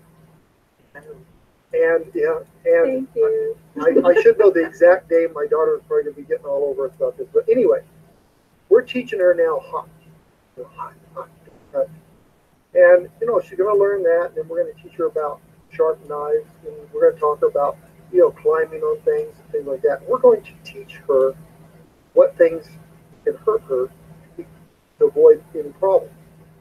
And naturally, we're going to teach her gun stuff too, but why aren't we all doing that? We all teach everybody hot, cold, or sharp, but we're not teaching guns. I'd be surprised to look, all these accidents that happen with firearms, how many of them would admit, yeah, we didn't teach our kids. We kept that locked away, and he found it and used the gun. It's time for us to wake up and say, firearms are part of our life. And if they're not part of our life, they're part of our neighbor's life. We need to be aware. We need to make sure that everybody's aware and train them, right? Absolutely. That's exactly what Cheryl said earlier, which is you can't guarantee that your child's not going to go to a home that won't have a firearm in it just because yours doesn't. So you need to prepare your child for all things, just as you would, you know, with the hot, the sharp, the... Yeah, and I think that comes down to when people think their child is old enough to learn these things. And they're like, oh, guns, well, it's when they get older, and before you know it, they have a young teenager running around, and they haven't taught anything about it. Well, it should be taught at the earliest onset of awareness. I mean, if your daughter learns that something is hot, then it's time to move on to what is sharp, what is going to hurt you there. And it's just a progression. I remember not too long ago, a two-year-old and a 3-year-old grandbaby got into grandma's purse and pulled out a gun, and one shot the other. 3 years old, they didn't know what they were doing. They had no idea what they were doing. So what do you say then to the people that say you've got to constantly have your ammo locked up over here and your firearm locked up over there, right? How does that help us protect ourselves when the time comes and seconds count? You know, it's like it's almost like we have to choose one or the other. Well, it is a double-edged sword, absolutely. Well, I don't think it's a choice that you have to make. You know, that's the idea of the education, is that you don't have to choose between safety for the family and safety for the child. You buy the gun for protection. The gun is available for protection, and the child has been educated as early as possible. And that, you know, children learn faster than we think. They move faster than they think. It's one day they don't do something, and the next day they're unlocking the front door and running out of it. You know, you have to be, you know, you have to be prepared. You have to keep your finger on the pulse of where your child is at developmentally. Your firearm that is going to be used for protection needs to be loaded. Absolutely. We have weapons for two reasons: sport and protection. If I have my protection firearm locked up with a trigger guard or a cable lock and my ammunition locked up in the middle of the night, and you're going to be broken into, you know, it's a matter of seconds, not minutes or anything like that, before something is going to happen, and you buy that for protection. And that's why you have to be vigilant. If you have, the younger your child or adolescent is in your house, you have to be vigilant about, where's my kid, where's that firearm kind of mentality. And as we talked about earlier, if you take that curiosity element out of it and make the child more aware, eventually they're going to be like, yeah, dad's gun's over there. Right. And honestly, I want my son, if we're asleep or we're not home and he's at home by himself, I want him to know where those firearms are so that he can protect himself in the event our house is burglarized or something of that nature. I want him to be able to protect us. We've seen time and time that 13, 14, 15-year-old kids have actually defended their homes by being properly trained. Over and over. I look at it like this. Okay, if I have a 12-year-old living at my house, would I take the keys, lock them up away from him to my car, drain the gas out of the car so he couldn't take it in case he found the key? Would we do that? No. We train our kids, you don't touch that car. You don't get in that car. You don't start it. You don't do nothing unless I'm there. We should do that with firearms just the same way. And if the car doesn't feel good without gas in it, we say we have an emergency. We need to get somewhere. Same with knives, kitchen knives. Right. Kitchen knives are a deadly instrument. We're going to keep our knives and scissors and hammers and things of that nature away from our children. Of course we don't. But we don't overthink the use of those tools. And they're, by all means, deadly objects. They can. Coming back to the car thing too. I mean, even with cars, we approach the learning slowly. this is how you unlock the car. Do you want to start up the car this time? That's how you approach learning to drive a car with your kid. Let's drive you safely around the neighborhood. In the military, we called it the crawl, walk, and run phase. Crawling meant you got like a slideshow PowerPoint presentation on. Walking means you had to put it in your hands and some of those fundamentals of what you just saw online or on the visuals. And then running was mean you're actually doing what you just saw and learned. Absolutely. And Scott, when you were in the military, you were a drill sergeant, you were a trainer, you were a firearms instructor. And so when you would have the newbies come up to the line to learn their firearms training, who did you prefer to deal with? The guy that thought he knew it all, or the guy that was just a sponge and ready to learn right from neither? That's why I love you. You're just honest. Privates drove us crazy. You have to teach them all as they absolutely know nothing. So you have to take even I can shoot a gnat at 100 yards with my grandpappy's rifle to the kid who's like, I've never seen one. You have to start at ground zero with all of them and treat them the same, and they all get the same level of instruction. That way, someone's not getting more than the others. Well, I love that, and kind of what I was thinking when I asked the question, but I love your answer, was I was thinking if you start kids young enough, then they are sponges, right? They are that tabula rasa, the blank slate. If you let them get to a certain age where they've played their video games or they've heard enough from their buddies or their friends or whatever, then they already start thinking they know, and so they're going to stop listening, right? Absolutely. Our son, I know, he's a great kid. I don't mean to disparage him, but he is a teenager, and that some of that territory is the I know everything, and you have to teach the kid. They don't, as you say, respawn, or if you go offline for 30 seconds, the person stands back up. This is a weapon. It doesn't happen like it does in a movie. It doesn't happen like it does on video games. I like to just make sure we mention that if you have a 2-year-old and you're in a shopping cart and you've got a loaded gun in your purse, not necessarily that you can't train that 2-year-old kid to not be curious. That's the starting point. So you do still have to be aware of your surroundings, and you need to make sure that your kid understands what you're doing. Right. Well, we're not teaching our children. You guys can weigh in on this. We're not teaching our children so that we're passing the responsibility off onto them, and now we don't have to be responsible.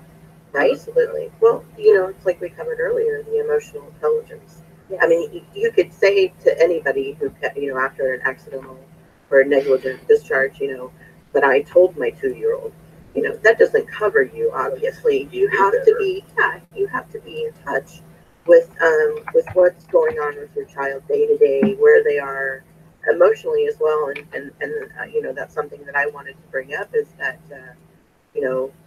it's important to know that you have to be in tune with where your child is in their emotional intelligence or emotionally, so that that they're going to handle the firearm properly. And there's a lot of tragedies happening out there today, and you can't just say just because the child has been trained, I wash my hands of it. Right. There's 12-year-olds that are emotionally too. Yeah, right. The symptoms Exactly. are there: withdrawalness, no friends, always holed up in their room, playing and kill and destroy everything. You have to be aware of that, and if that's something that's going on, you need to, as a parent, be the adult and reel your child back in and talk to them, reach into them. It's just not because I said so. And don't we see that happening anyway? A lot of the parents are not engaged with their kids. I agree. And it doesn't matter if it's guns or cars or knives or whatever. We need to be engaged with the kids. The bullying that goes on, that kids have taken their lives. We're with parents. Look at the Oregon college shooting not too long ago, where the parents were like a normal kid to me, but there was all sorts of signs and stuff. I think that's one thing that you'll have to be vigilant on is with the weapons safety, the weapons education. There's a holistic approach to it, much more to it than just because I said so.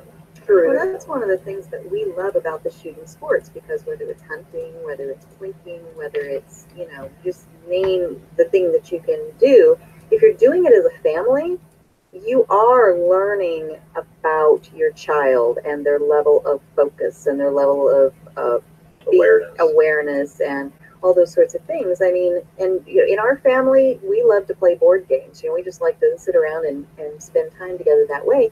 And you get to know each other and what's going on in your lives and stuff like that.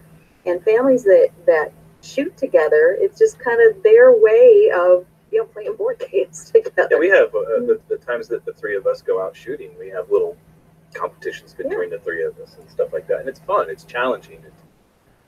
And know your kids' friends, maybe. Absolutely. Right? And how they handle stress.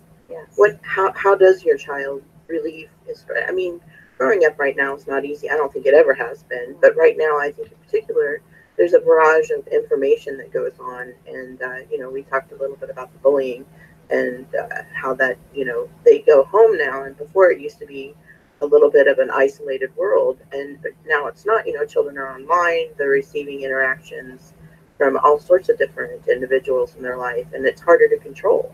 They could be talking to someone in Mississippi when you're in Arizona. So you don't get to know the same way that you used to, maybe the kid down the block. There's no face-to-face interaction. So a lot of it is on. You have to be present in what's going on. So you're saying being a parent's a tough job? Right? I think you guys know that. Well, and you don't have to do it on your own. There are programs True. out there to help you, True. like maybe Eddie Eagle. Absolutely. I think Eddie Eagle is a must. 2 years old. Put that on the TV and just feed it through because kids love to watch TV. Again, we come back to those basics. Take the mysterious, the curiosity out of that. Just eliminate that and start making your child aware as early on. So the taglines with Eddie Eagle is stop, don't touch, run away, tell it, find an adult. And so that's a little song. It's a little catchy song. Sing it for you. Nope, not going to do it to you. And then the other thing, just really quickly, you brought this to my attention, Scott, and I can't believe I didn't even know it, but there's a Arizona revised statute that you told me about? Yeah, the Arizona is awesome with gun rights and freedoms and liberties and things, but in high schools, there's an Arizona law that allows the high schools to teach gun safety. I mean, it's can be an elective. It's out there. It'd be awesome if you could hear more high schools integrating things like that into their curriculum and saying, oh, here's an elective that you can take as a freshman, junior, whatever, and go out and learn about gun safety program, marksmanship, the camaraderie that's built onto that, the skills that go into shooting. I mean, there's a lot of life lessons that can be centered around firearms introduction. I 100% agree with you, and I think we just heard some people's heads explode that just can't even imagine bringing that onto a school campus or into a school curriculum. But I think back in the 50s and 60s, it was taught in middle school. Mm-hmm. We did some guns for Tolleson School District. We sold their guns. Well, thank you so much, Demi and Scott Johnson, for coming in and talking to us today about how to integrate kids and guns and be good parents and also protected with your firearms. Great to be here. All right, still to come, our second hour. Don't move a muscle, because the hosts of the Polite Society podcast will be here to talk about a new bill being proposed by Congressman Matt Salmon, the Hearing Protection Act of 2015. Stick around. We have lots more coming up in hour number 2 of Gun Freedom Radio.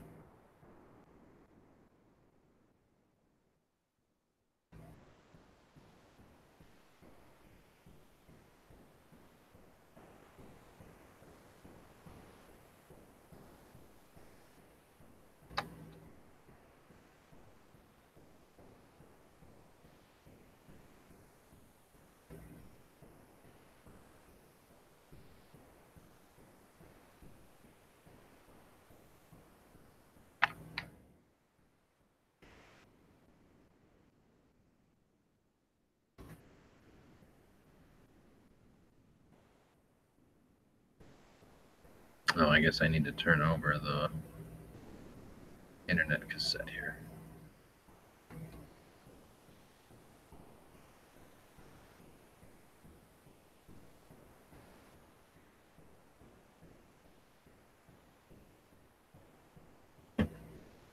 So we're listening to Gun Freedom Radio, and that was the first hour. Now we're listening to the second hour.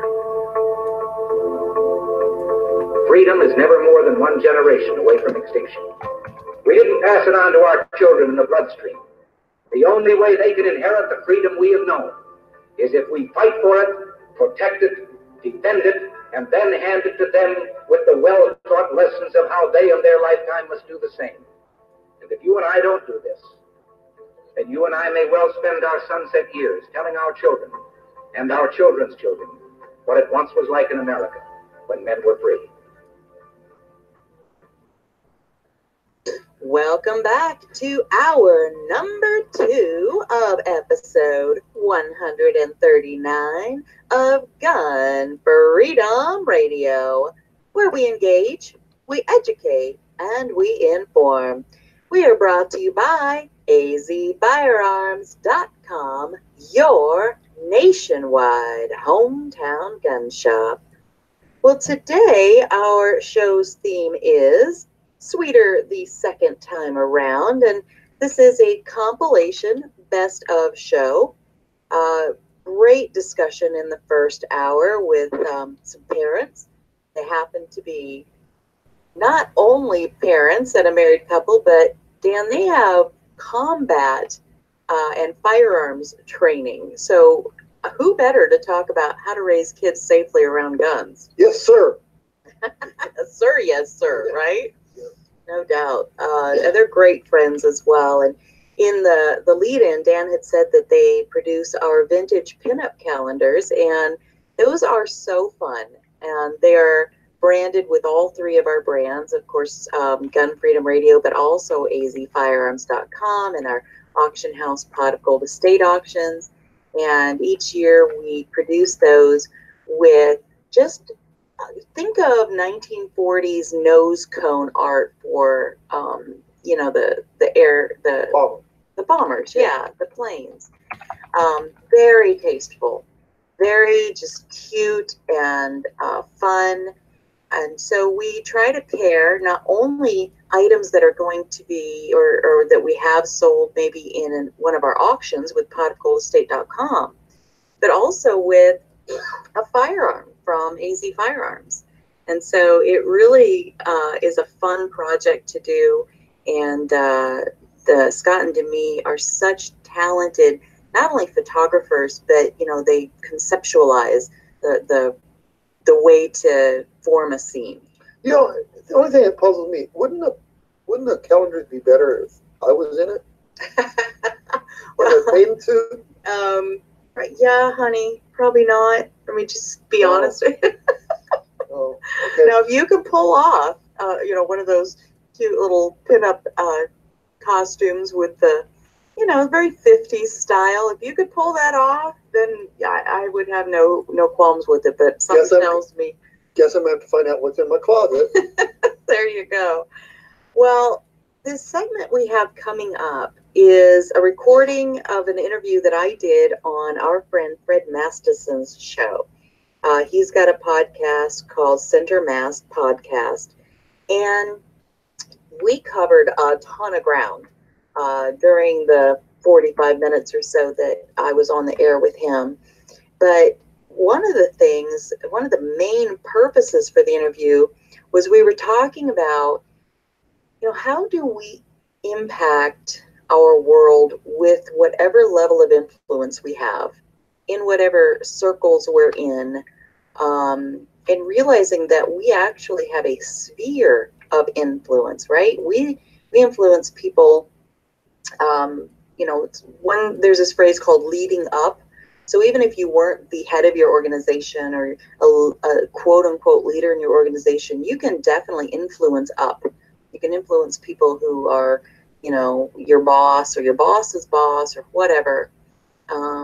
We definitely influence, you know, people who are younger than us or maybe hold positions that are lower on the employment rank than us, or however you want to phrase it. Side to side, peers, we definitely influence. And so you'll hear what I say about those things, but I wanted to ask Dan, you know, what are your thoughts on how can we influence people You know, there are people whose ears are closed. They are never going to hear us. If we aim at them, then we're going to hit people maybe in the middle space who might be open to hearing us. Yeah, it's really hard because, you know, there's some people out there that all they want to do is have you listen to them. They don't want to listen to your side of the story. And so it's difficult at that time. I mean, those, you have to kind of label people, I guess, that those are the ones that you're not going to be able to talk to. But it's hard to, sometimes it's hard to identify those until you have a long conversation with them. But so, you know, there are people that are kind of on both sides, you know, want to hear the other side. And I guess the best key is not to force it down them, but to kind of agree to disagree, but yet you courteous, you know, being courteous about it. And just say, yeah, I can understand how that you feel about that, but what if this happened, then how would you feel about it? Let's say you had a person that was anti-gun, and they don't want to carry a gun, they don't want anything to do, they don't want anybody to carry a gun. And you said, well, you know, what if you were a victim? We see several victims out there that didn't like guns before, but then turned, I guess, to the other side because they don't want to be a victim anymore. So how do you, you know, one thing is like how to reach a person like that. How to reach a person that doesn't like guns before they become a victim.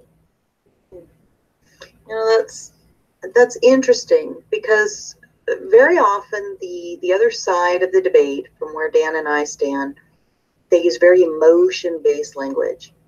And then our side, so often we want to just keep using the but it's my right gavel. And we just keep hitting the but it's our right gavel. And I think we just miss each other because we're not even talking about the same part of the debate. Right.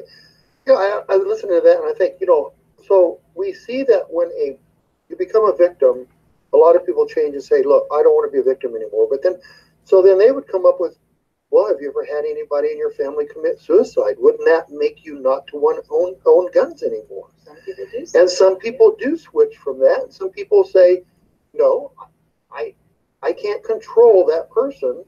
You know, I'm sad that something happened to that person, but I still don't want to be a victim. I still want my rights. And, you know, let's find other ways to help people in situations that might be suicidal or an accident, accident child, you know, has a accident, you know, in the house with a gun. You know, we have to teach education. We have to teach them how to handle firearms, that kind of thing. But so I'm not really sure how to do that but on our show, we've seen several people that were victims. Well, they were victimized. Right. They would say they're survivors. But they, at that point, because they take that survivor mindset. At the time that they decided to change and have a firearm, before that, when they had that thing happen, they were a victim at that time. Sure. But then they decided, I will not be a victim anymore. And I don't know how many times, but it's been a lot that we've heard that. We will not be victims. Oh, that is so true. That is so true. But I like what you started to touch on, and we've got to launch into the show now. But to start healing the things that we know lead to suicide, lead to people engaging in criminal behaviors, that, you know, lead to child safety things. Exactly. So if we start healing those things now, then the tool that everybody is vilifying, the tool that the people use when they're at their worst moments and their lowest moments, now it changes that whole conversation because we're healing our families and our individuals and our communities. Anyway, that's a great discussion. We need to think about that a little bit more. But right now, we're going to launch in. Strap on your running shoes because Fred Masterson and I, on his Center Mass podcast, talked about everything from red flag laws, conspiracy theories, the HR 57 assault weapons ban, how to engage our circles of influence, religion, and raising 2A smart kids, all in under an hour. So get ready. Here we go. This show is brought to you by the Skill Set Radio Network. For more alpha lifestyle podcasts, visit skillsetradio.com. Hey guys, thanks for joining us today. Today we're fortunate to visit with Cheryl Todd, co-host of Gun Freedom Radio, national speaker, national panel moderator, and guest on multiple news shows. It's going to be a great show, so load and make ready. It's time for Center Mass. Welcome to Center Mass, a professional look into guns and the firearms industry. With your host, Fred Masterson.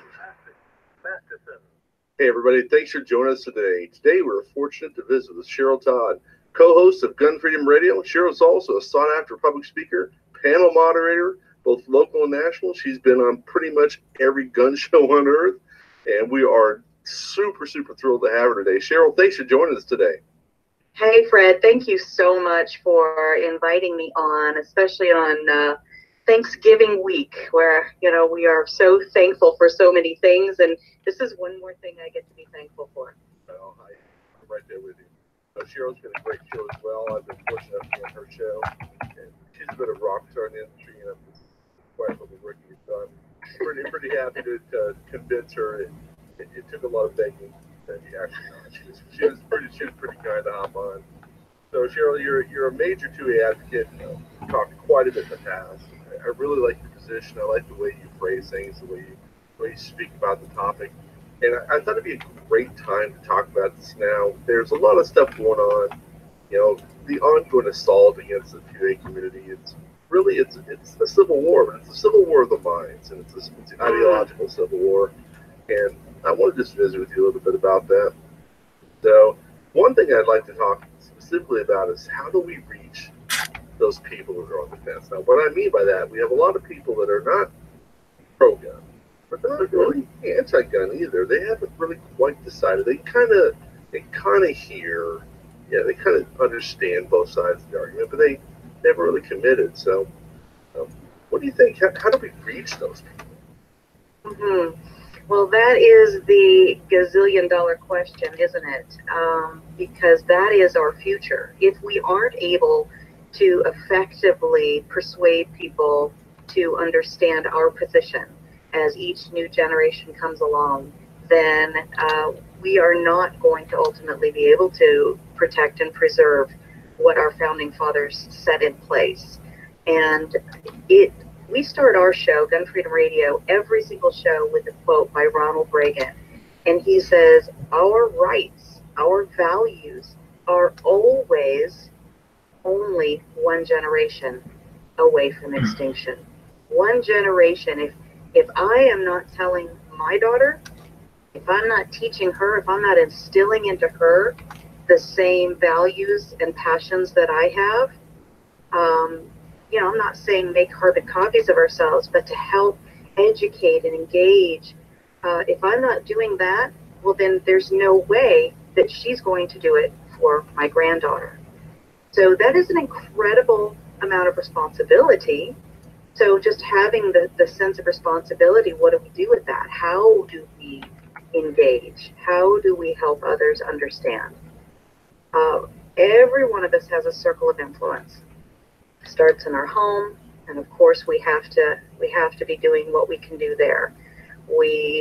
Some of us go to church, some of us are in carpools, some of us are on PTAs, and it's about helping people know us as people, not beating them over the head with the Constitution. I was a worship leader for several years, which is singing and leading prayer in a Christian church in the more contemporary setting. And the biggest thing that I would see turn people off in that environment is a holier than thou, right? I've got it all together and you don't, kind of an attitude. Oh, yeah. And using passages from the Bible to just flog each other. That's never going to compel anybody to come on in and see things my way. And there's so many comparisons for me as I've moved into this space with the Second Amendment, is to be so mindful of being a good ambassador for what you believe in. and be a welcoming and a reliable source of information, because it's infectious. It draws people to you. They won't even realize why they're drawn to you, but it's because you aren't, speaking at them. You aren't angry and hateful. So I think that is kind of the core of it. But so often we in the Second Amendment community, we take the defensive stance. You can't blame us, right? Oh, yeah, absolutely. And so we take the defensive stance, and then it permeates from everything we say and do. And that is never going to be the welcoming position that's going to help move the ball forward for us. I agree completely. You hit on several points that are really, really important to me. One is the idea that it is really up to us. I think there's a lot of people that quietly, maybe subconsciously in the 2A community say, what are we going to do? And what that really means is, what are you going to do? So yeah, it really we is with their finger pointed outward, right? Exactly. And I point at, I use as an example Massachusetts, or just look at the East Coast. But Massachusetts is one of those anti-gun states in the Union. And the utter irony of that is almost palatable. But what has happened is this: it's been a slow cultural decay, firearms cultural decay. Whereas, 40 years ago, there was still, gun ownership was high there. They hunted there. It was still. I mean, look at all the manufacturers on the East Coast, some of the major gun manufacturers there. But culturally, slowly, guns were weaned out. Now you have entire generations that never even touched a gun or seen a gun. So it's almost a foreign creature to them. I've trained law enforcement, and I've seen cops come out there with no gun experience whatsoever. Their academy visit is the first time they've ever even seen a gun. So your point on that is utterly epic, because people, and I'm not trying to lecture people, but I'm trying to kind of light a fire here a little bit. Listen, it really is our responsibility. I teach my son, you teach your daughter, they'll teach our grandchildren, and we'll help teach our grandchildren. It's really up to us. There can't be no pause. There can't be no pause. And also your point about comparing the way that the church is received, the 2A community the same way. People get tired of being beat over the head with the Second Amendment. It's always, well, it's my right. No, I get it. Yes, it is indeed your right. But how can we say that? How can we do this without it being us against them? Because people in the fence, a lot of times, they're not really comfortable with any sort of conflict whatsoever. If we're overly aggressive or aggressive at all about our stance, it can really turn them off. It's so true. And, my degrees are in psychology and counseling. I know, what the heck am I doing owning a gun shop, being on the radio talking about guns? There really is a lot of comparisons and that sort of thing. Not necessarily, that it's about mental health, which is another whole topic that you could spend a year talking about.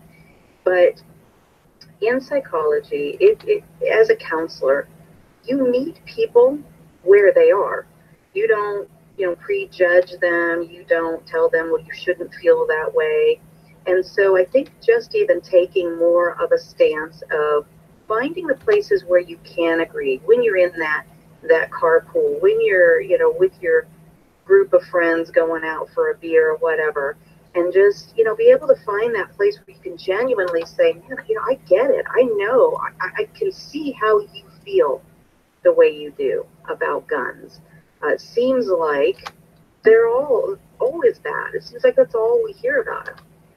And then once you've expressed that you get it, now this is a person-to-person level. This isn't, something you can do from a massive stage necessarily. Yeah. But let's start person-to-person. And once you can get that cohesiveness of, I get you, and then there's an invitation for them to hear you as well. But here's my thought on it. Here's how I've grown up. Here's how I'm thinking about things. That's going to go a long way towards taking that divide out of the equation. Well, now we are a we. Well, what are we going to do about this? Can we find places that we agree and move forward?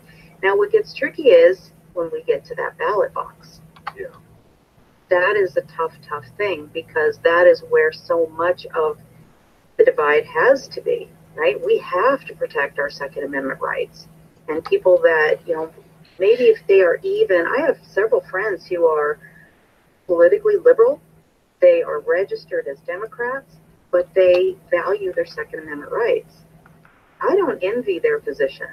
How did they walk into a ballot box and be able to support the other ideas that they support under the Democratic and the liberal platform without obliterating?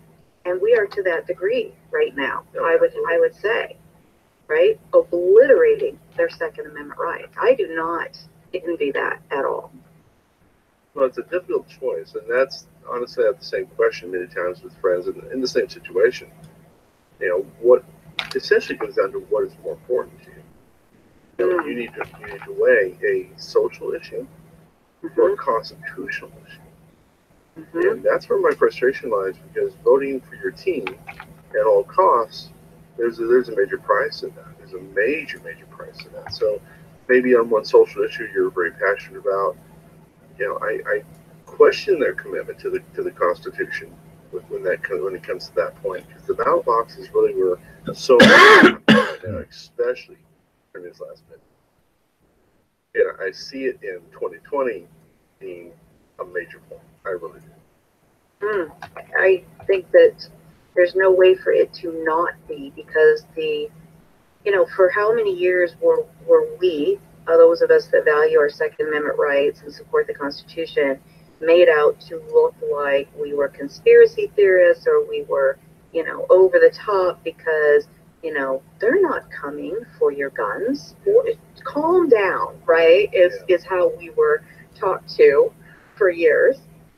And now, over the last 2 years, I would say, we are definitely seeing the mask fall away from the politicians, and even the activist journalists out there, that no, that is indeed what their end goal is.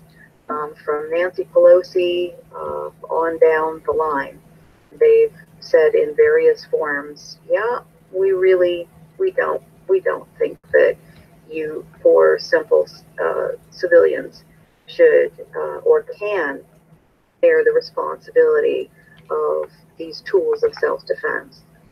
And again, we go back to that, how can we not be on the defensive?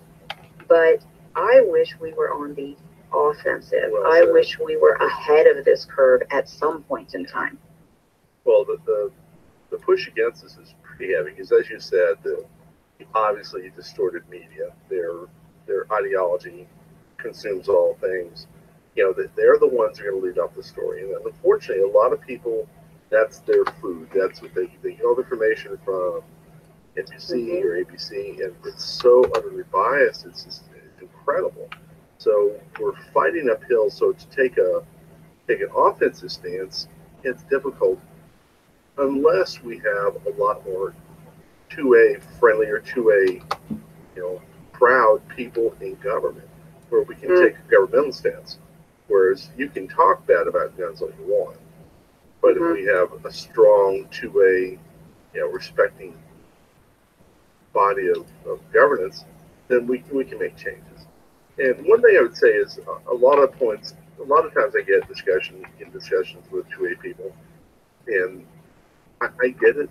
They're frustrated with the state of things. We need to go on the offense, but you need to pick your battles to begin with. So one thing I get a lot of time, we need to, ditch the NFA.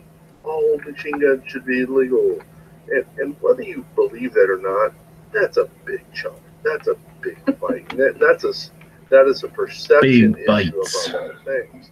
I think there are better battles. Satisfy appetites. Long before we start talking about the NFA. So I would say, let's not jump to the end. Yeah, I'd say let's go ahead and jump to the end, and you can be comfortably pushing at the edge of the thing. educate people, and then maybe You we can move slowly the do big anything you jump. want, Right but now, don't encourage other people to be able let's to. not worry about machine guns. Let's Let's worry about what machine people guns, have a because the defensive firearm fact that in you're the state. joking about them tells us that you don't have any kind So of actual you said skin so in the much game on there. that shit. You know, it's important to have the big ask, right? Oh, yeah. And the other side shows us that all the time. They make the big ask. It sounds ridiculous, but then you look back in a couple of years and it's like, oh, you know what? You go where your eyes take you. Yeah, You know, you go and where they your got eyes it. are looking. Exactly. And Thank you, their Cheryl. eyes are looking at the big ask. And they are making these strides, and so much of it is cultural, like you were talking about in math. All right, so I'm pausing again. I'm listening to Gun Freedom Radio over here. Trying to do a two-way workshop every Saturday and every Tuesday afternoon for anybody that wants to jump in. Looks like Ghost, I thought he was asking for a link, but I have a link over on Patreon. Anybody that's interested can feel free to jump in. Through Ghost a link over here on Gun Channels, and he looks like he's the only one over here on Gun Channels right now. Gun Channels is a community we built 5 years ago now, so that gun owners would have a place to hang out. Running this on a platform that doesn't like your rights or your property or our laws. And it looks like we've got some different people out here. Tony was asking about GIMP, which is drawing software earlier. All right. I just arrived. Is that an Oral Pearl 22 blank gun? No, that's a Bauer, I think. Can't see it too well. Looks like something I used to have. Yep. And then he's working on some art.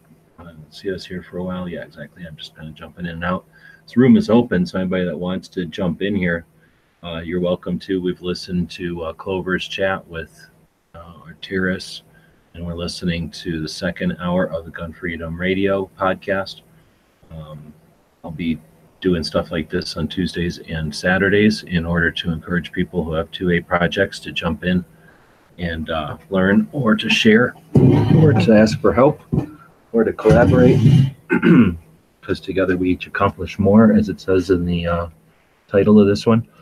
So right now, to spend the time here, I'm listening to that podcast, and I am doing some stuff for Gun Channel's deck of cards. So I'll save this real quick because I haven't saved it in a while. It's always a good idea to save your work once in a while, right? So this is what I'm calling the Patch Batch deck. This is a deck of cards for the couple, I think it was only 5 people that took me up on a discounted Patch Batch when I did a whole bunch of cards at one time. And we made up this deck of cards. So these are the ones that I've made so far during the show. Got one for DTP, Operator DTP. Got one for Operator Gary. Got one for Operator Pink. Got a plain old pink one over here. And then we got one for Russ over here. Just his little dog. That's Mello's brother. And then I made this little Bauer so far. It doesn't look exactly like his. I'll probably have to change that grip now that I'm looking at it. It should be more of a white color. So that was the Bauer out of Monty's picture, and then this is the High Power out of Monty's picture. That'll be turning into a second card for him, and then those will be cards for them. I think that's everybody. We got Pink participated in that, J Monty, Gary, DTP, and Russ. So the 5 people that participated in that. So there's going to be a deck of Gun Channel's trading cards that are made for just those 5 people, and that's what I'm doing the art for right now. And let's see. You're saying it would be awesome if we had a 2A knowledgeable attorney that did live chats. I think that what's his face from Pennsylvania does that occasionally. Thing about attorneys, they cost all kinds of money because they're better than the rest of us, right? They went to school, so their knowledge is worth more than the regular knowledge. They don't usually have time to hang out.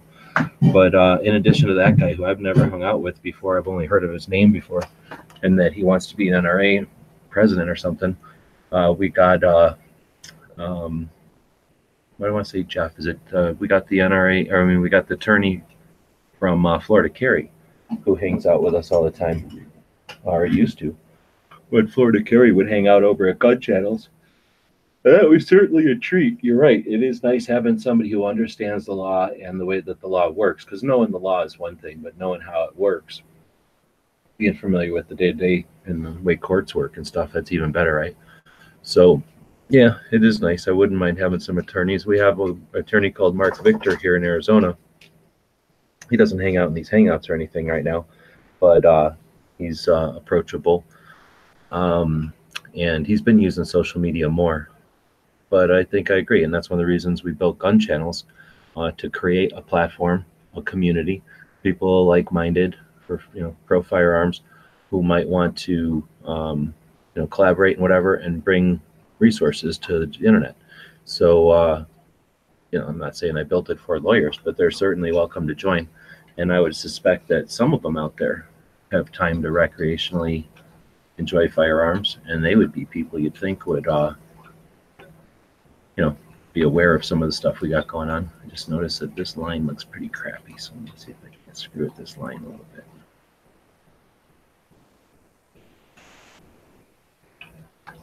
Give it a little bit more of a bend.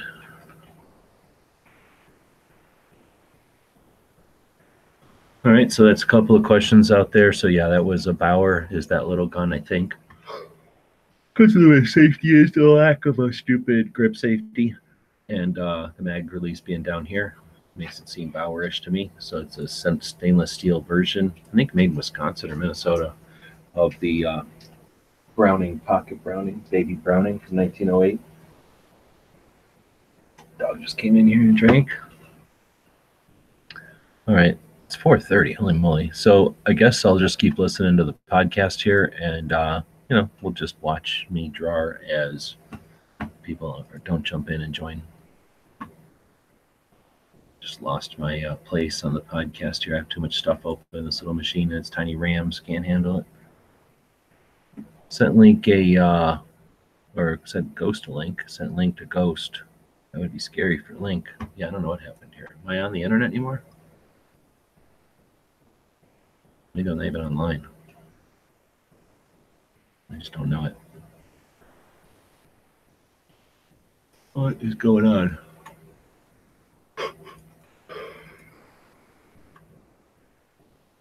There we go. That was somewhere in here. Are always only one generation away from extinction. Noah says it draws people to you. They won't even realize why they're drawn to you, but it's because you aren't, speaking at them. You aren't angry and hateful. So I think that is kind of the core of it. But so often we in the Second Amendment community, we take the defensive stance. You can't blame us, right? Oh, yeah, absolutely. And so we take the defensive stance, and then it permeates from everything we say and do, and that is never going to be the welcoming position that's going to help move the ball forward for us. I agree completely. You hit on several points that are really, really important to me. One is the idea that it is really up to us. I think there's a lot of people that quietly, maybe subconsciously in the 2A community say, what are we going to do? And what that really means is, what are you going to do? So yeah, it really we with their finger pointed outward, right? Exactly. And I use as an example Massachusetts, or just look at the East Coast. But Massachusetts is one of those anti-gun states in the Union. And the utter irony of that is almost powerful. But what has happened is this: it's been a slow cultural decay, firearms cultural decay. Whereas, 40 years ago, there was still, gun ownership was high there. They hunted there. It was still. I mean, look at all the manufacturers on the East Coast, some of the major gun manufacturers there. But culturally, slowly, guns were weaned out. Now you have entire generations that never even touched a gun or seen a gun.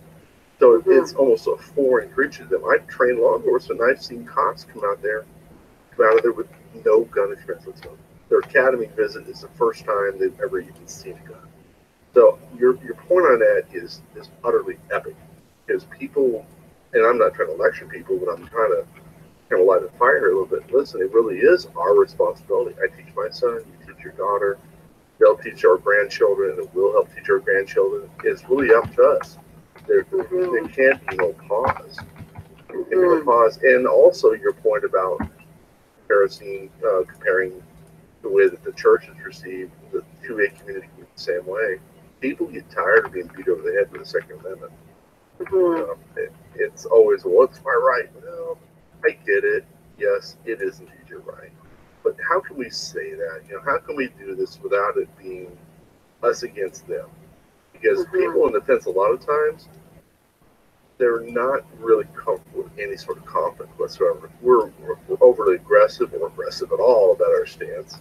It can really turn them off. It's so true. And, my degrees are in psychology and counseling. I know, what the heck am I doing owning a gun shop, being on the radio talking about guns? There really is a lot of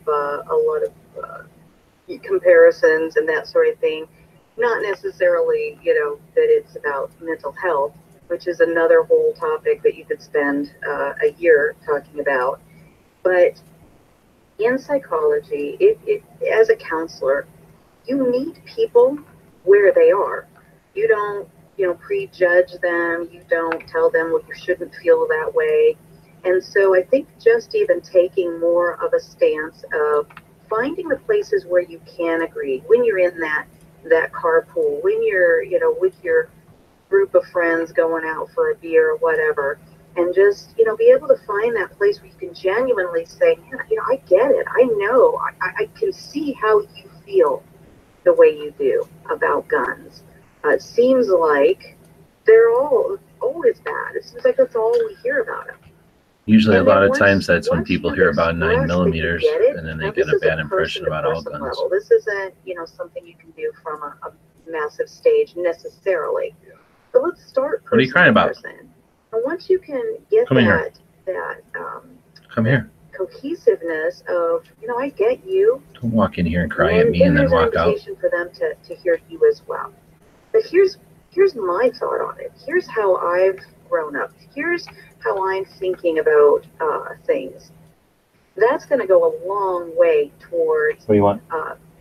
Water? Taking that divide out of the equation. Well, now we are well, what are we going to do about this? Can we find places that we agree and move forward? Now, what gets tricky is when we get to that ballot box. Yeah. That is a tough thing, because that is where so much of the divide has to be, right? We have to protect our Second Amendment rights. And people that, maybe if they are even, I have several friends who are politically liberal. They are registered as Democrats, but they value their Second Amendment rights. I don't envy their position. How did they walk into a ballot box and be able to support the other ideas that they support under the Democratic and the liberal platform without obliterating? And we are to that degree right now, I would say, right? Obliterating their Second Amendment rights. I do not envy that at all. Well, it's a difficult choice, and that's honestly, I have the same question many times with friends in the same situation. What essentially comes down to what is more important to you. You need to weigh a social issue or a constitutional issue, and that's where my frustration lies. Because voting for your team at all costs, there's a major price in that. There's a major price in that. So maybe on one social issue you're very passionate about. I question their commitment to the Constitution when it comes to that point, because the ballot box is really where so much is happening right now, especially during these last midterms. And I see it in 2020 being a major point. I really do. I think that there's no way for it to not be, because for how many years were we, those of us that value our Second Amendment rights and support the Constitution, made out to look like we were conspiracy theorists, or we were, over the top because, they're not coming for your guns. Calm down, right? Is how we were talked to for years. And now, over the last 2 years, I would say, we are definitely seeing the mask fall away from the politicians. And even the activist journalists out there, that no, that is indeed what they their end goal is. From Nancy Pelosi on down the line, they've said in various forms, yeah, we don't think that you poor simple civilians should or can bear the responsibility of these tools of self-defense. And again, we go back to that, how can we not be on the defensive? But I wish we were on the offensive. Yes. I wish we were ahead of this curve at some point in time. Yes. Well, the push against this is heavy, because as you said, obviously distorted media, their ideology consumes all things. You know, they're the ones who are going to lead up the story. And unfortunately, a lot of people, that's their food. That's what they get all the information from NBC or ABC, and it's so utterly biased. It's incredible. So we're fighting uphill. So to take They're so biased it makes my dog cry. It's difficult. Yeah. Unless we have a lot more friendlier, proud people in government, where we can take a governmental stance. Whereas you can talk bad about guns all you want, but if we have a strong two-way, respecting body of governance, then we can make changes. And one thing I would say is a lot of times I get discussions with two-way people, and I get it. They're frustrated with the state of things. We need to go on the offense. Well, you need to pick your battles to begin with. So one thing I get a long time, we need to, ditch the NFA. All machine guns should be illegal. And whether you believe that or not, that's a big chunk. That's a big fight. That is a perception issue above all things. I think there are better battles to have long before we start. There's easier battles. So there's so many easier battles. Let's battles. not jump to the end. Let's make a bucket list of what we want to accomplish and win some battles to begin with. Don't ask for everything you want for Christmas, because Santa can only drag so much shit around. Just ask for one thing for Christmas that's reasonable. Let's not worry about cheating. Let's go take a dog Let's worry outside. about people being able to have a defensive firearm in every state in the country. So you said so much there. It's important to have the big ask, right? Oh, yeah. And the other side shows us that all the time. They make the big ask. It sounds ridiculous, but then you look back in a couple of years and it's like, oh, you know what? You go where your eyes take you. You go where your eyes are looking. And their eyes are looking at the big ask. And they are making these strides. And so much of it is cultural. Like you were talking about in Massachusetts, I think is where you said that, and that does begin in the home and in our small groups and that sort of thing. But it's up to us to re-normalize firearms. And, where we're trying to make the big ask for repealing the NFA and machine guns and all that, fine. But culturally speaking, that isn't, again, it's going to make people that have no experience and knowledge with firearms, it's just going to shut them down and freak them out. Exactly. Right? So let's show them that we are normal, that we are reasonable, that we are not there's no equal sign between Fred Masterson, Cheryl Todd, and these people who do these horrific murders. And that's what people see. And they equate the tools themselves and those own tools with that I don't want to use the word crazy. That's overused. It's misused. But with that degree of murder and violence, that is not us. That's not what our tools are about. That's not what we're going to ever use these tools for. And we have to be able to re-normalize, because it used to be completely normal for every single home to have multiple firearms. My high school had a shooting range in the basement. It was exactly that was such a normal part of culture, and the distortion really somebody had to poop. Yeah, really, they make it seem like there was a mass shooting every seconds, and it really is. Nobody on gun channels. They have an idea of what they want society to be, and they will paint and control the dialogue in order to make people believe that to be the case. And it's not that people are ignorant. It's just that people, in some cases, are not. I don't want to say they're lazy, but they take what they see, and that's what it is. It was on the internet. It was on the news, so it's true. And that's just not the case. And I agree completely. The best way to combat that is in your circles of influence, in your spheres of influence. If you can touch and work with people over a year, maybe you work with 10 people, but 10,000 of us do that, our numbers just exponential. And it really is one step at a time. And inviting people out to the range, as long as when you invite them to the range, it is a controlled and a safe experience, then it can just be pure fun. You know, don't take some, and we've all maybe made this mistake, don't take a newbie out to the range and hand them the biggest, baddest, loudest handgun you own, and then giggle when it scares them. Because you have just seared into their memories that, wow, this is scary, and people are going to laugh at me. So, that's exactly right. We've talked about that before. You know, when any new shooter, we sit online all the time. You see the YouTube videos. You know, they put a giant gun in somebody's hands, and they all giggle and laugh about it. That person is now an anti-gun person. Yep. And that doesn't even happen that much. But you say guns are, oh no, I've shot one. No. So we have to be, and it's something you referenced earlier. We need to be good stewards. We need to be responsible. We need to make sure that we're measuring what we're doing, because our goal is to make the experience pleasant, pleasurable, and it's not giggle time.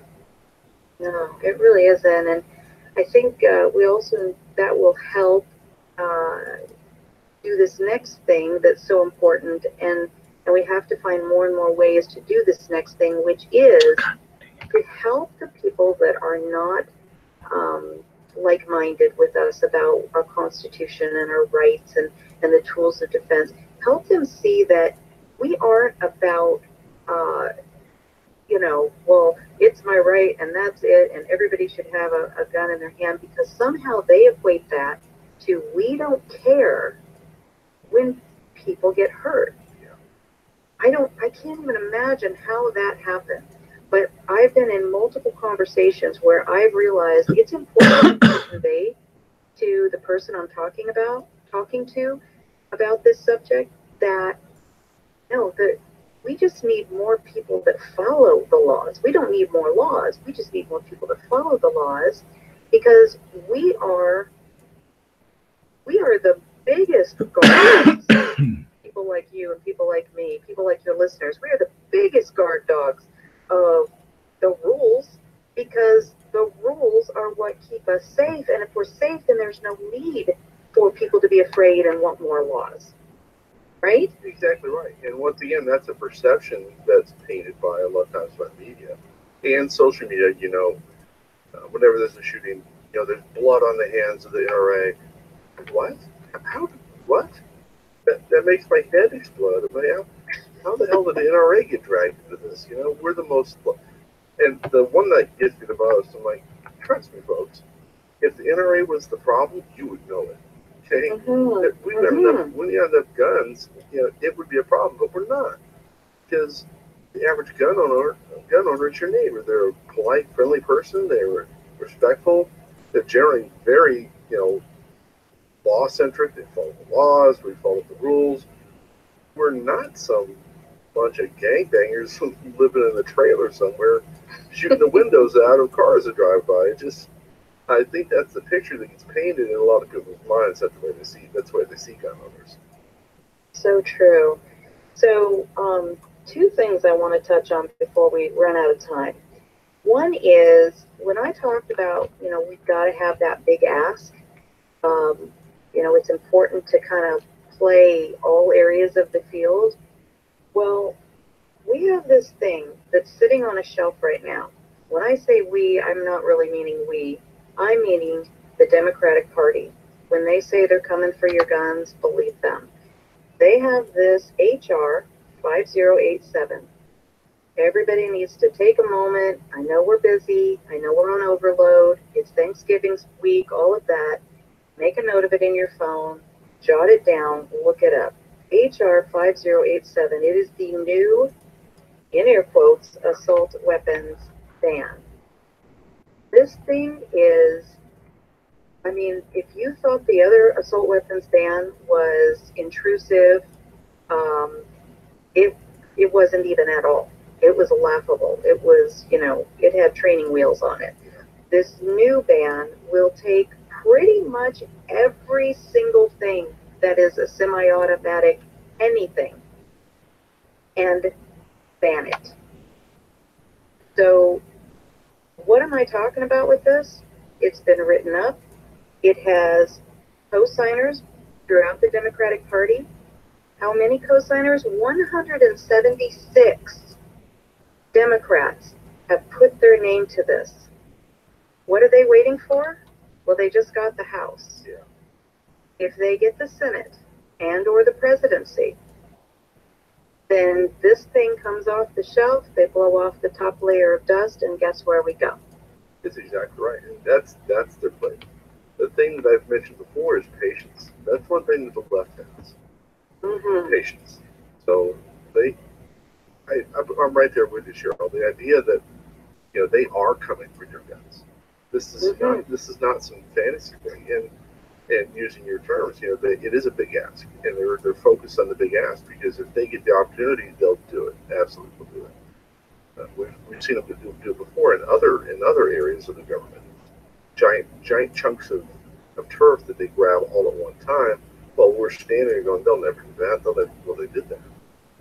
Yeah, and the exactly. Idea that they would execute that bill is, I guarantee they'll try to do that. And why would they not? I mean, they've already got 176 people standing behind it. And does that mean that all 176 people fully understand even the ramifications of what they put their name to? Absolutely not. So it's like, again, it comes back to you and I. We have got to be interacting with our elected officials, whether they are on our team, you know, whether they're a Republican, whether they're independent, whether they're a Democrat. We've got to be interacting with them because they are human beings. And even though they've ascribed to a certain political party, and some of them are purely political creatures and they are just always going to go with the party line, but that is not the case with every single person. And if you are talking with them, if you're, you know, using your influence, if you're trying to help compel them to understand what this is going to do to the future of not just our children, but ours, right?